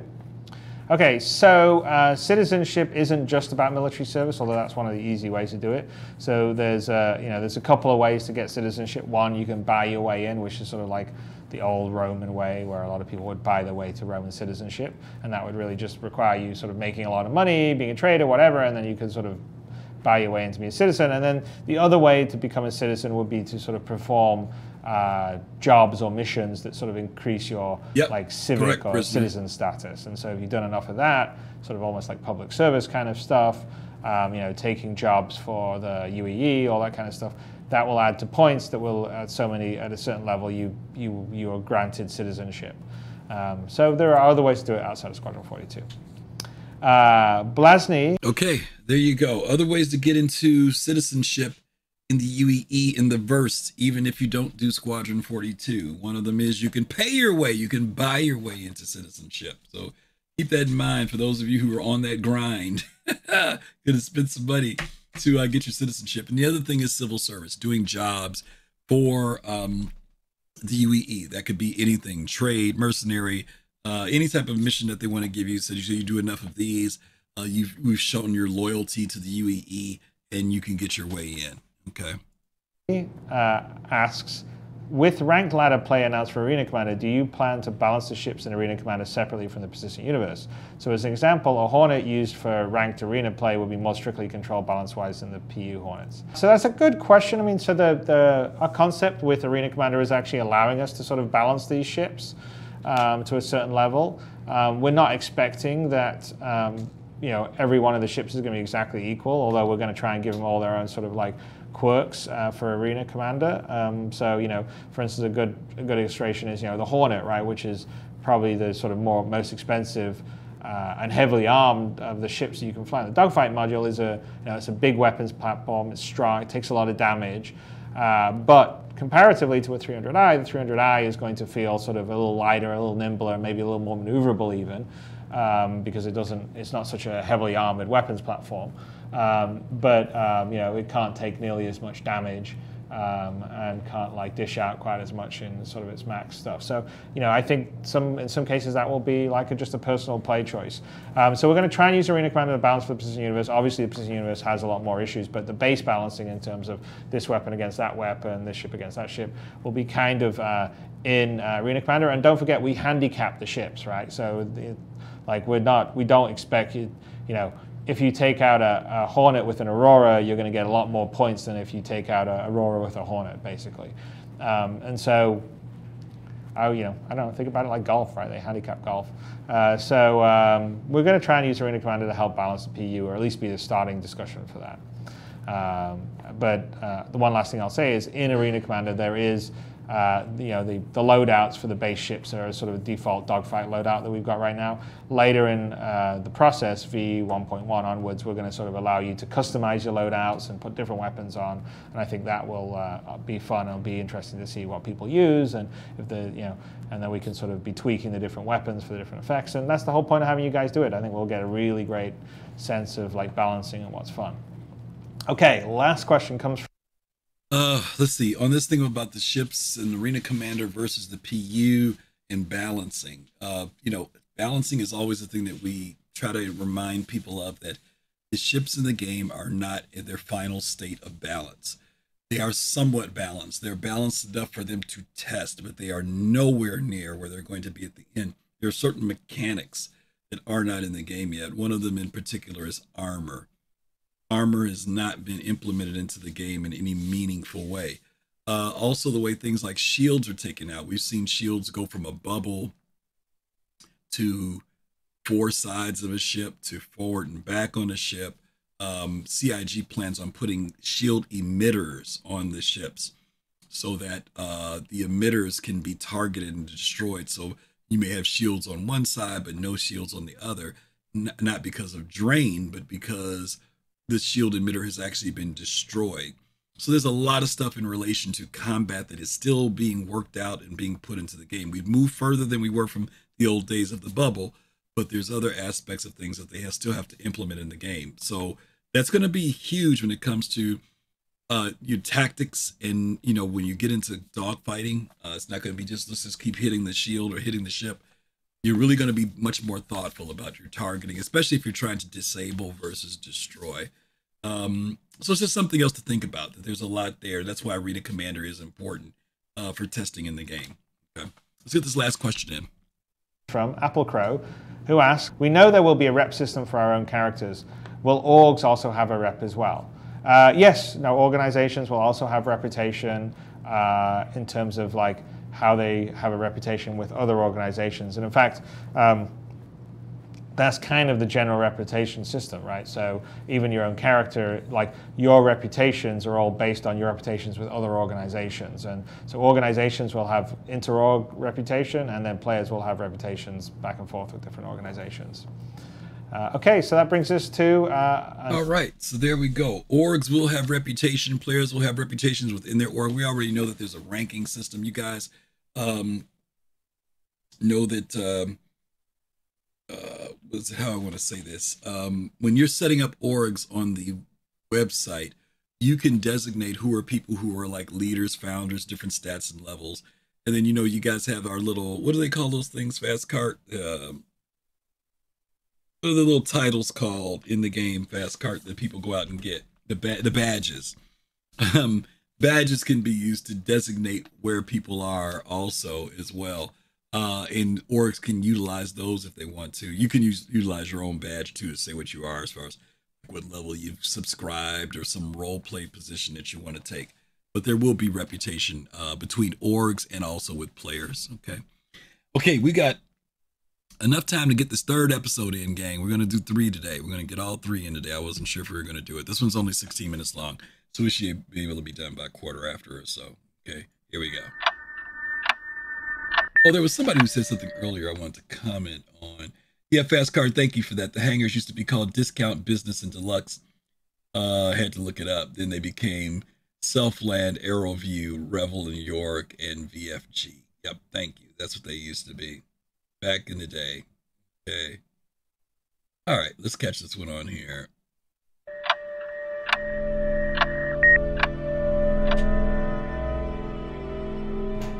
Hello everyone, welcome to another episode of 10 for the Chairman. For those of you who don't know, this is where I take 10 questions from the subscribers and answer them to the best of my ability. The subscribers are the subset of the community that have most generously contribute money every month to allow us to do a higher degree of community feedback and content.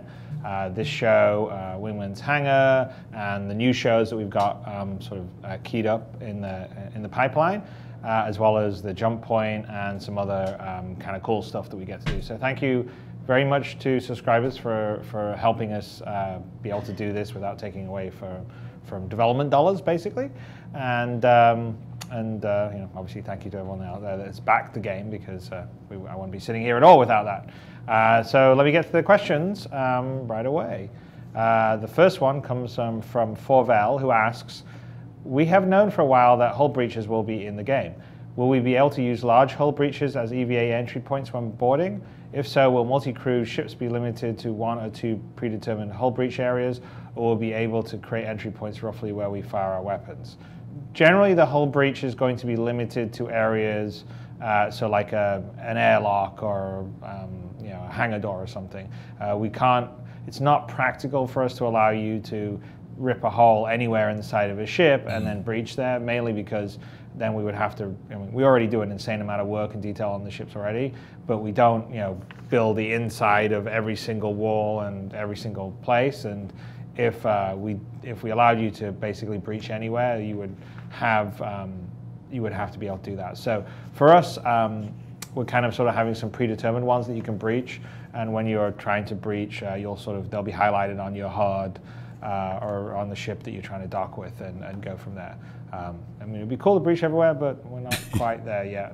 And I think you can all appreciate the amount of effort and work and detail that goes into the ship. So doing that would be another nth degree of difficulty. Okay, next question comes from... Yeah, that sounds like a great idea, being able to breach anywhere on a ship. But guys, you think this thing's taking a long time now. Imagine if they created that level of technology. But again, airlocks, ramps, doors, things like that, those will be the things that you can breach, whether they're done by hacking or explosive or whatever. That's pretty much the way we're going to be able to board ships, okay? That's pretty straightforward stuff. Atsu, who asks, how will stars work? When flying around a solar system and you get close to a star, do you need to increase power to the shields to mitigate the radiation and the heat? And will there be solar flares where suddenly the radiation levels spike and you need to adjust shields accordingly?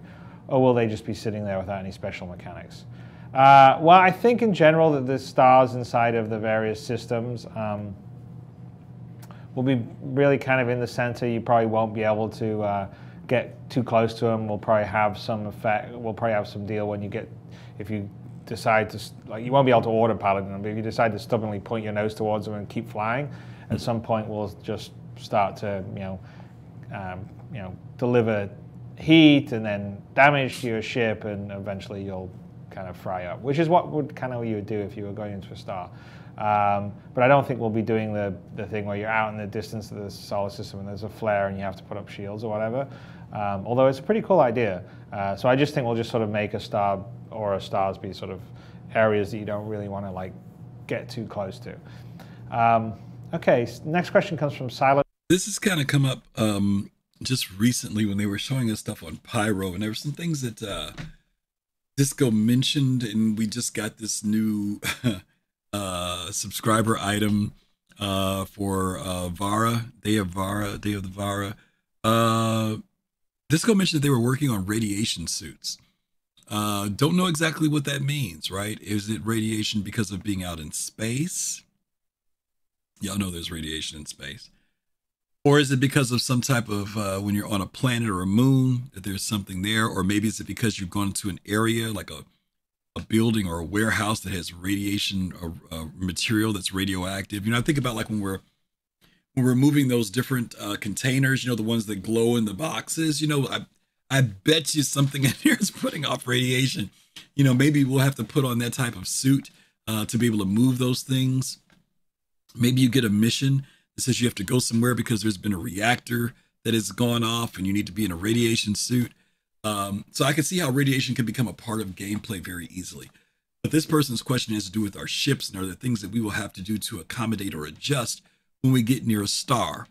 And I think that the reason why, even though it'd be kind of cool to think about, you get into a certain type of star dwarf within a certain distance and you say, okay, and initiate or turn on something. That would be something 900 years in the future that your ship would just be built out to handle. I don't think that there would have to be a manual operation aspect of protecting yourself, that the ship would definitely be designed to be in space and all the things that come with being in space. So I can understand why they wouldn't want to do that for your ship, but they will do things for us as players that when we have to engage in certain aspects of gameplay where something like radiation could be important, Ruin, who asks, what kind of tools will we have to reduce the purchase risk of various items? For instance, I want a tool that lets me enter in specs for suit, ship, engine's position in a ship and have it spit out the percentage for all the person at that position and the ship will black out. This will help me buy the suit, ship, engine that best suits my flying and purposes without having to randomly experiment by buying everything. Oh, they're thinking too much. Yeah, I'm not sure we're going to have sort of a tool that will do that. I mean, I think you're going to know when you're purchasing some of this stuff, it will be sort of set like, okay, well, this is a spacesuit for extreme maneuvering and it's got a higher G tolerance, or, these are bigger thrusters. So upside is you can turn faster, downside is you can black out much quicker. And that would sort of all be contained in sort of their description and their fiction. But I don't think we're going to have anything that will specifically say, okay, well, at this percentage, you can have your throttle at this percentage and you won't block out at this percentage, it will. I mean, I'm assuming that what will happen is the community itself will sort of break all that down, because that's usually what happens. It's not really a tool for you other than the community being your resource, and just the way we describe the items. So there you go. Okay, next question comes from. Okay, yeah, I understand what this person's thinking, but I think they were just kind of taking this game a little bit further down the road than it probably wants to be, where you factor in all these different elements and determine whether or not you're going to have blackout in the ship or not. You know, what suit am I wearing? What ship am I in? What component am I using? And this will determine whether or not I'm going to black out when I'm moving at a certain speed. Very cool as far as the detail, but most players aren't going to want to put that level of detail in, I don't think. I think they just want to be able to jump in and kind of have a general idea of what they're going to do, not have to do that much balancing of stuff. I think that it's a cool idea, but a little bit much, I think. Gerlanin, who asks, I was wondering about the banking system in the persistent universe. You said before that people will be able to take out loans to buy their first ship, but how will this be paid back? If you miss a payment, do you get a bad credit score or bounty hunters sent after you? I think that what would probably happen is if you had a loan on a ship, that you would have to pay some back, and maybe there would be some level of auto deducting. So in the same way that if you have a debt to someone, it can be auto garnished from your wages. I think if you had a loan out to the ship, the deal would be, okay, you can have this ship for this amount of money on the loan, and we're going to take 50% of all your commissions on all your missions until we've got our money back plus some.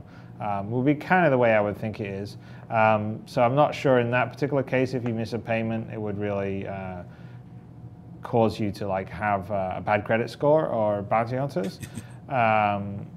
So I don't know. It's I think the mechanic would be you would have to sort of pay the loan back from the work that you're doing, and then at some point, if you're not doing the work, then you kind of at that point, well, you just can't really fly your ship around, because don't forget you're going to have to earn money to be able to pay for landing fees and all that, fuel, all that kind of stuff. So I think that system will work, but we haven't fully 100% figured that out.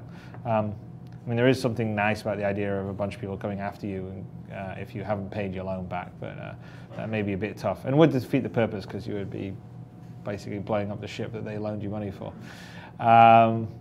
Anyway, so that part of it will probably still be decided. Okay, next question. Yeah, FC, I'm like you. I forgot about the loans thing from way back when, mostly because most people who come into the game, they come in with a starter ship. And they did say at one point about this thing of being able to take out a loan to get a ship. I think that what they may have done to circumvent that, FC, might be the aspect of renting, because I don't remember them talking about renting in the earlier days. Maybe they did. Maybe when we come across this later on, we'll see that they did talk about it. But renting might be the way to circumvent that, where you rent the ship that you want for a certain period of time, and then, you make your money and then you can go buy it. Taking out bank loans and stuff would have been kind of a interesting thing. First of all, we don't have banks in the game. So I'm sure they'd have to put something in to do that. We do have insurance companies in the game, but we don't have banks in the game. We have ATMs, and assuming if there's an ATM, there will be a bank. So it'll be interesting to see if they do implement something like that. But I think that the way they could get around it is the fact that you take your starter ship, you earn some money, and then you just rent whatever it is you need for a day. I think it's a day, 3 days a week, something like that you can rent, But we'll see what they do. Question comes from Brutal Nuke, who asks, will our cyborg limbs be repairable? Would they be damaged during a fight or anything else? And if so, what will we have to do to fix them? Yes, I think the limbs will be repairable, and they definitely can get damaged during like a fight, especially a first-person fight. And what we have to do to fix them is you would have to sort of take them to sort of a cybernetic repair facility. So there'll be some of those that will be on planets. Potentially there could be equipment for that in a bigger med bay on a bigger capital ship. But it would be sort of like the mechanical version of what you have to do for your arm or limb if it wasn't mechanical. And we have the same sort of mechanics, like doctors you can go visit on planets, or maybe there's a med bay on a big ship. Okay, number 6 comes from Sue. Okay. This idea of our cybernetics. We really don't know enough about that. About a little over a year ago, was it? 2 years ago, maybe, CIG got everybody excited because we saw our first concept drawings and artwork of cybernetic limbs. Remember they did that whole thing with the legs and everything? And it was like, it must have saw about maybe 20 different variations of cybernetics, and folks got really really pumped up. I'm curious to see about this whole thing with cybernetics. We haven't gotten to a point where we're losing limbs in the game, but evidently that's going to be a thing. You get an explosion, and your arm gets blown off, or something where you just take so much injury that it has to be replaced. I'm really curious to see how that's going to go. Tying that into the medical gameplay as well, whether or not this is something that's done at a hospital. One of the reasons why you need doctors in the game, whether they're NPC or game player, if players want to do that type of stuff, it'd be, I don't know, will players be doing surgery? I don't know if I trust players to do surgery on me. But maybe there is a thing with NPCs where you go under the knife, quote unquote, you go unconscious and you wake up and you've got this cybernetic arm. You've got to pay for it. God only knows what the cost of these things are going to be. I'm sure they will not be cheap, but I'm sure they will vary in price and range and what their capabilities are. Whether you've got something just allows you to, pick up things and control stuff, to something that allows you to have a certain level of speed or strength. But even then, that has to be kind of carefully done, right? So that we don't make somebody OP. CIG did, by the way, say that they're not going to let you become a cyborg, right? You're not going to be able to just go to the hospital and say, hey, doc, switch out both my legs and my arms and give me Iron Man's heart. They're not going to be able to do that. But it is going to be something that you're going to be able to do in the game.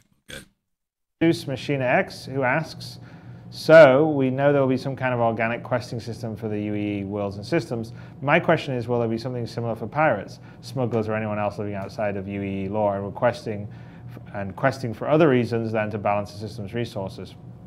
Or will it end up being completely freeform and we have to choose targets ourselves in a less structured way?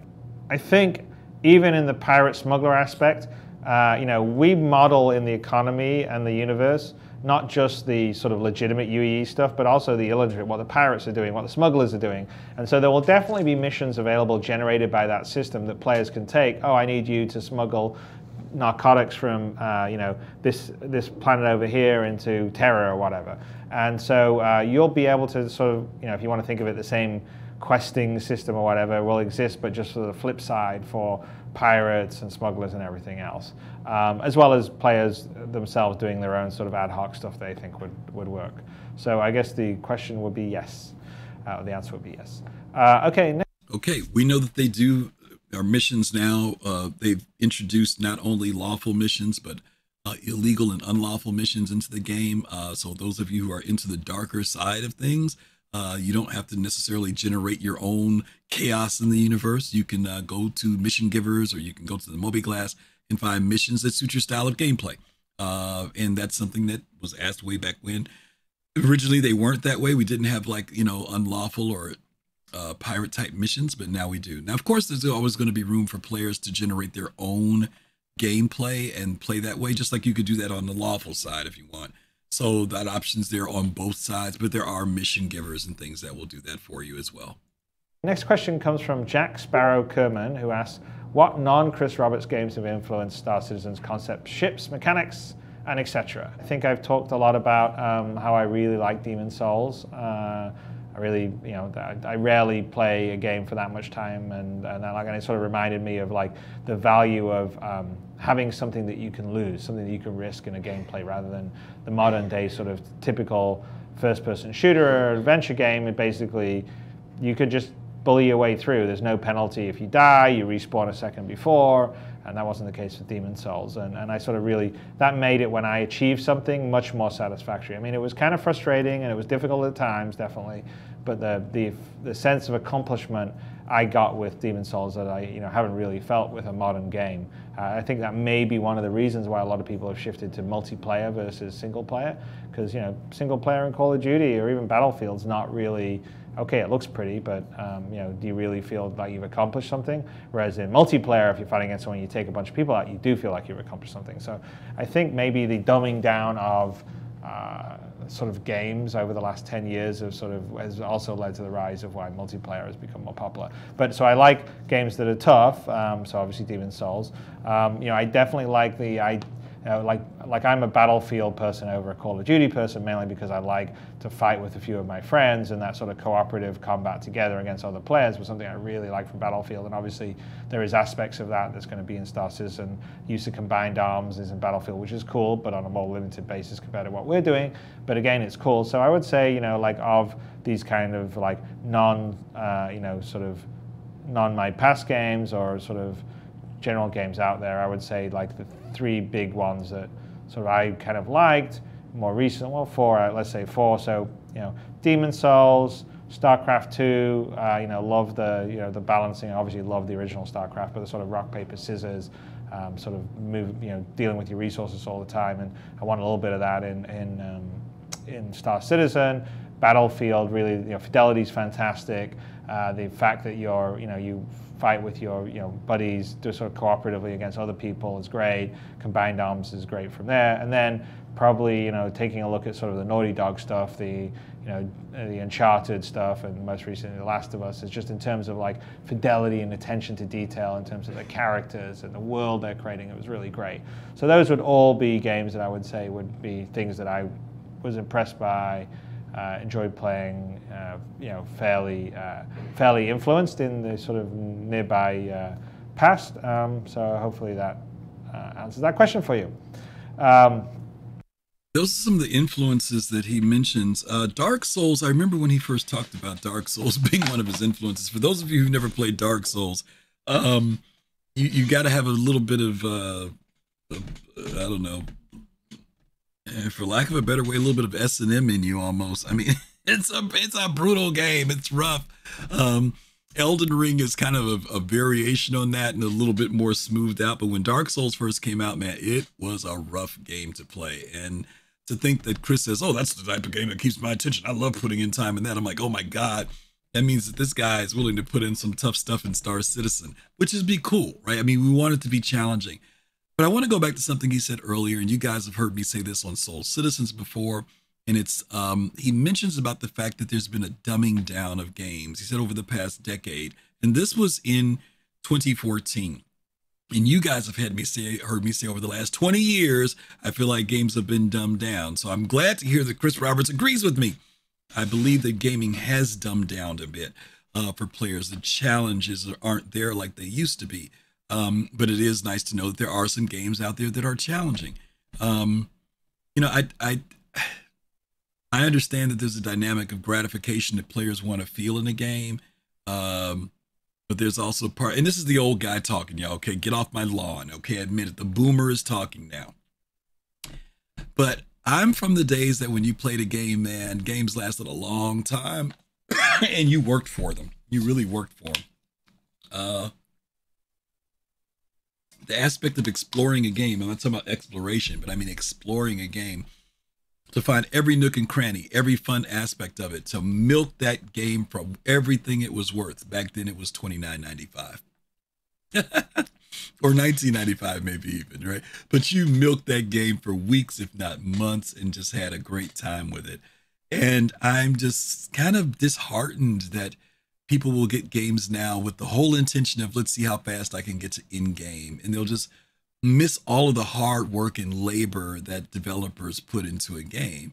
It's very easy to do that. It's very easy to do that. And in some ways it's deliberate, because obviously game manufacturers want us wanting the next thing. They don't want you playing this game for weeks and months because they're not making money. They need to get the next thing out into our hands. And so I understand from a business side why it happens. But I also encourage gamers to explore and get your money's worth. That's what I'm going to put it as. Get your money's worth. When I see a game like Starfield, and they said the Starfield's main story arc is about 25 to 30 hours, something like that.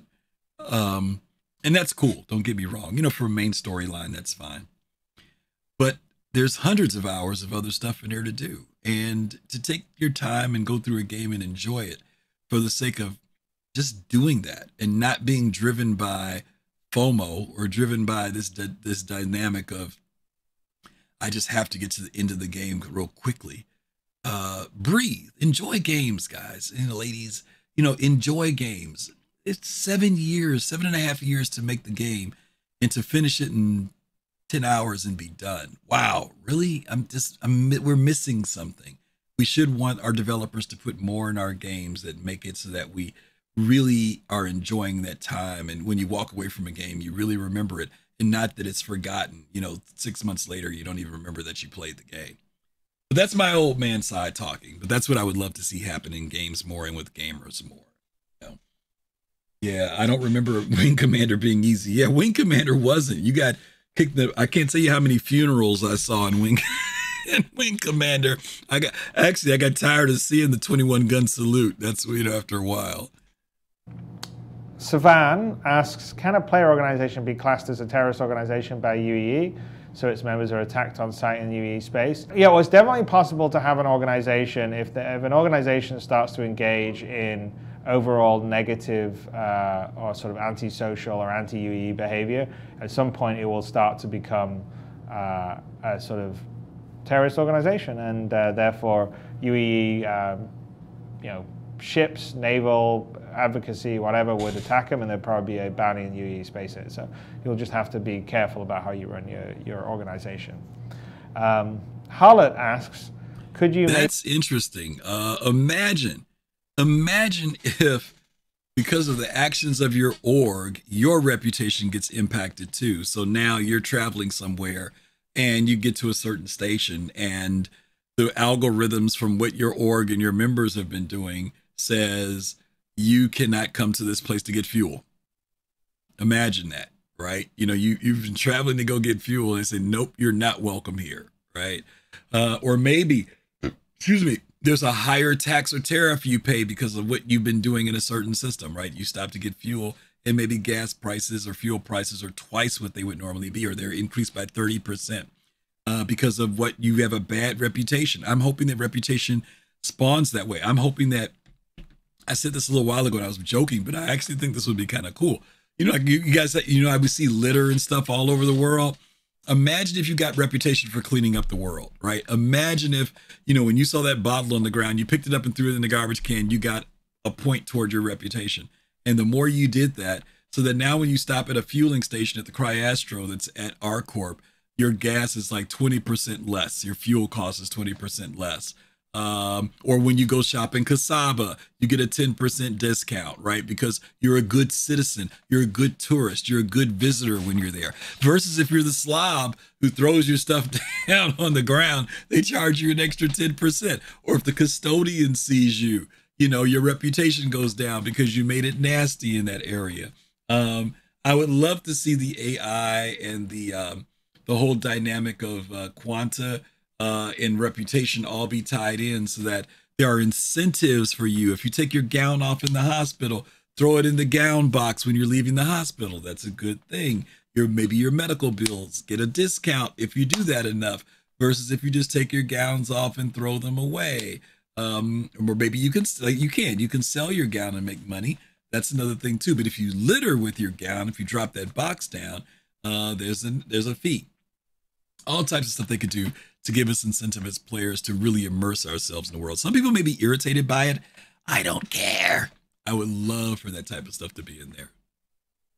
Harlot asks, could you maybe shed some light on what you have planned for our solar system in a persistent universe? How many planets, dwarf planets, moons, asteroid belts can we expect to see? Ballpark. Now, I wonder if this question means our solar system as in the solar system we're in right now with Earth and the Sun. But in the case of our solar system, we're going to pretty much model it the way it is. So with all the planets, I guess there's some debate over whether Pluto is really a planet or not, but we'll model it as it is, maybe not to exact scale, but to a pretty large scale that would kind of feel like something that feels big for planets and all the rest of the stuff. And then it's kind of hard to say on the other, we have all sorts of systems with, multiple stars, loads of planets, loads of asteroids. But generally we try to make the systems pretty rough, pretty interesting with a lot of variety. So I can't really give you a number, but it'll be a lot. All right, last question comes from... I'm trying to read your thing here, Glade. Griff, you said that there was a thing with BG3, Baldur's Gate 3, just last month where Sven added 200 hours into his game. Do you know that all the other devs were mad over? Uh, oh,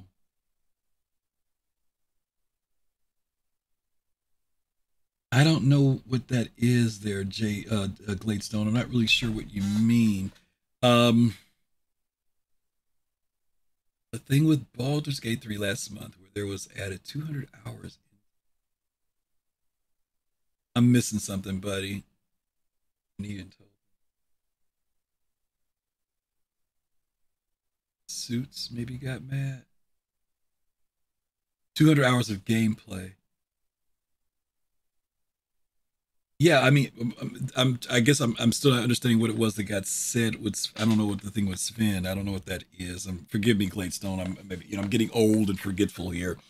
Um, yeah, no, I know that there are people who are saying that they've been playing Baldur's Gate for 200 hours, and that's what I said. That's great. I think if people are doing that, that's fine. Um, from my understanding, the side missions are really a lot of fun, and people are having like a lot of fun in it. Uh, Way too many hours. No, I don't think that that's too many hours. I think if people can get that level of gameplay out of it, they're getting their bang for their buck. I think my comment was about people who speed through the games after so much time has been put in there to develop them. 7, 8 years to develop a game. That you're probably missing something. I think that as gamers, we just get into that whole thing of in-game so quickly that we miss the beauty and the work and the labor that's been put into a game. Um, yeah, but how a developer got mad, you mean how other developers were upset, how BG3 set new expectations. Oh, right. But that was said that devs were upset at, oh, I see what you mean. Yeah, other companies. Yeah, yeah, they were catching some heat. It was a whole bunch of stuff. People were downplaying the fact that Larian put this game together and that it was a fluke, it was an anomaly. But some people are saying that that's also putting pressure on other game companies to say, hey, you guys need to step up your game here. Um, you know, Here's a company that's a smaller company and look at what they produced and look at the response from gaming people. And some of you guys, these AAA companies, are kind of being lazy. They're not willing to put in the hard work and the labor to develop out their games. But that's also because they know, right? They know that let's get that game out and then we'll just put another one out and put another one out and put another one out so they can keep bringing in more and more revenue. They're not really, I don't want to say this the wrong way, but they're not they're not catering to what gamers really want. They're putting in what gamers need and not what they want. Or maybe I'm saying it the wrong way. They're catering to what we want and not what we need. What we need are games that are built with a certain level of quality that give you a certain level of value. Because I think that, as Chris was saying earlier, by us being dumbed down with our expectations on games, they also take advantage of that. Our expectations have dropped dramatically. I'm not picking on anybody when I say this, but I'm just give you some real world examples, right? We pay ridiculous amounts of monies for some of these games that are out here now, and they've been creeping up, right? Remember I was saying games used to be $19.99, $29. Well, the average price now is like $49, but now we're starting to creep up to $59. Games are hitting a $60 mark now. If you pay for early access, you're paying $99, $79 to $99. If you pay for a collector's edition, you're paying $120 up to $300 for a game. For what? Really? I mean, for what? The game is the same. You get a couple of virtual items and you get in 5 days earlier for what? Just so you can finish the game 5 days earlier, or say that you got for what? That's all a part of what's in our brain. It has nothing to do with gameplay quality or what is being produced. So it's a I know it's a business thing, it's a marketing thing, but gamers have got to snap out of the freaking hypnotic space that they put us in and really want game developers to really produce something. I'm playing BG3 and when I was playing it, I was really enjoying it. I hadn't played a game like that in a long time. That I was playing with 4 people, and we were having a great time playing the game. And I want to get back to it. I need to get back to it. But anyway, my point is they can produce games if they're willing to do the hard work. And it's not that they're not working hard. I'm not blaming devs, but these publishers, man, they're all about the money. They're really, really, really, really, really, really all about the money, you know. All right, let's get through the rest of this show so I can let you guys go. From Thomas Cromwell, who asks, I would like to know how you plan to implement NPC communication, such as a system in Mass Effect or Dragon Age. Or will you try to implement a system like SOCOM or End War where the menu system is voice controlled? So in space, it will mostly be sort of like a Wing Commander, Star Citizen, not Wing Commander, Privateer, Freelancer style, which you'll sort of have options when you hail a ship. You'll be able to say, okay, well, attack my target or stay on my wing and that kind of stuff. And then on the planet side stuff, we have a conversation system that involves how you like engage and interact with people, whether you look at them in the eyes, and sort of generally handles your kind of attitude around them, and then the game sort of takes its keys from there. So it won't be something like you saw in Mass Effect where you had a Dragon Age, where you had a big wheel of different things you could ask them. It's more about how you sort of manage things, and you sort of have choices where you can direct it. I wonder if I should ask him if he's got any work for me, or let's just chit chat with him. And those would be two sort of like inner thoughts your character would have, and you would pick between them, and that would determine the direction you would take it. So, I guess that's a little in the line of what we did in the Wing Commander stuff with, obviously, especially with Wing Commander 3 and 4. But the big thing is that we're doing a lot more about the action and the body language. Like, so where you're looking, what you're doing, what your actions are also being taken into account in terms of how you're communicating with the NPCs when you're planet side, for a more realistic, or hopefully a more realistic feeling. I mean, generally when you engage people, you'll look them in the eye, and if you sort of look away from them and stop paying attention while they're talking to you, they'll get offended. And so we're sort of trying to build and model all that stuff in our conversation system. I think it's going to be pretty cool. So I would say that's kind of what we're doing. I mean, I don't know, this question could potentially be saying, well, do you want to have voice recognition or not have voice, or just menus? So I would say, our kind of input mechanism is going to be sort of like either a combination of menus or actions that you do. So like if I go up and I look at someone in the eyes, that means I want to talk to you. Or if someone's looking me in the eyes and I ignore them and carry on walking on, that means I'm not going to pay attention to you. So we're sort of going to drive a lot of the NPC interaction via your actual actions, which I think is pretty good. I mean, that's the kind of, if you notice in real life, that's kind of what happens. And action always speaks louder than a bunch of words. Okay, so that's the end of this episode of 10 for the Chairman. Thank you all for listening. Thank you to all the subscribers for helping fund us doing this and all the other great community content we do. And thank you very much to the backers out there who have generously allowed us to be making this game that we're having the time of our lives on, building it at a level that we never dreamed possible this early on. So thank you. We're going to build a great game. Hopefully you're having a lot of fun with the Dogfight module, Arena Commander, and seeing the progress that it's happening. And obviously that's going to be ongoing. But anyway, I'm looking for this. Ride's so far been amazing, and it's going to get even better. So I'll talk to you next week. Bye. Okie dokie. We knocked another one out the park today. We knocked 3 out the park, I should say. Yeah, let's talk about this NPC thing at the very end here, that last question. We do have some of that now. We know that the inner thought processes are there with interactions. We could talk to NPCs. We do know that when we approach them, certain ones, like we've seen the bartender, that was one of the first ones that they worked on. Go to the bartender comes over to you, starts to interact with you and talks to you. I do like their interaction process of doing that. I like the fact that there are options there that you can pick. Other games have something very similar. Usually just some scrolling comes up at the bottom where you see, pick 1, 2, or 3, or 4 to respond to things. And we're used to that as gamers, not a big deal. This idea of looking them in the eye and paying attention to them, though, is interesting if they're implementing this. Now, we do know that we have face recognition in the game. My only problem with face recognition is that everybody doesn't have it. Everybody doesn't have a camera. And if you don't have a camera, then you can't take advantage of that. Now, I do love the idea, though, that if I'm looking at somebody and my camera detects that I'm looking forward, that they will talk to me.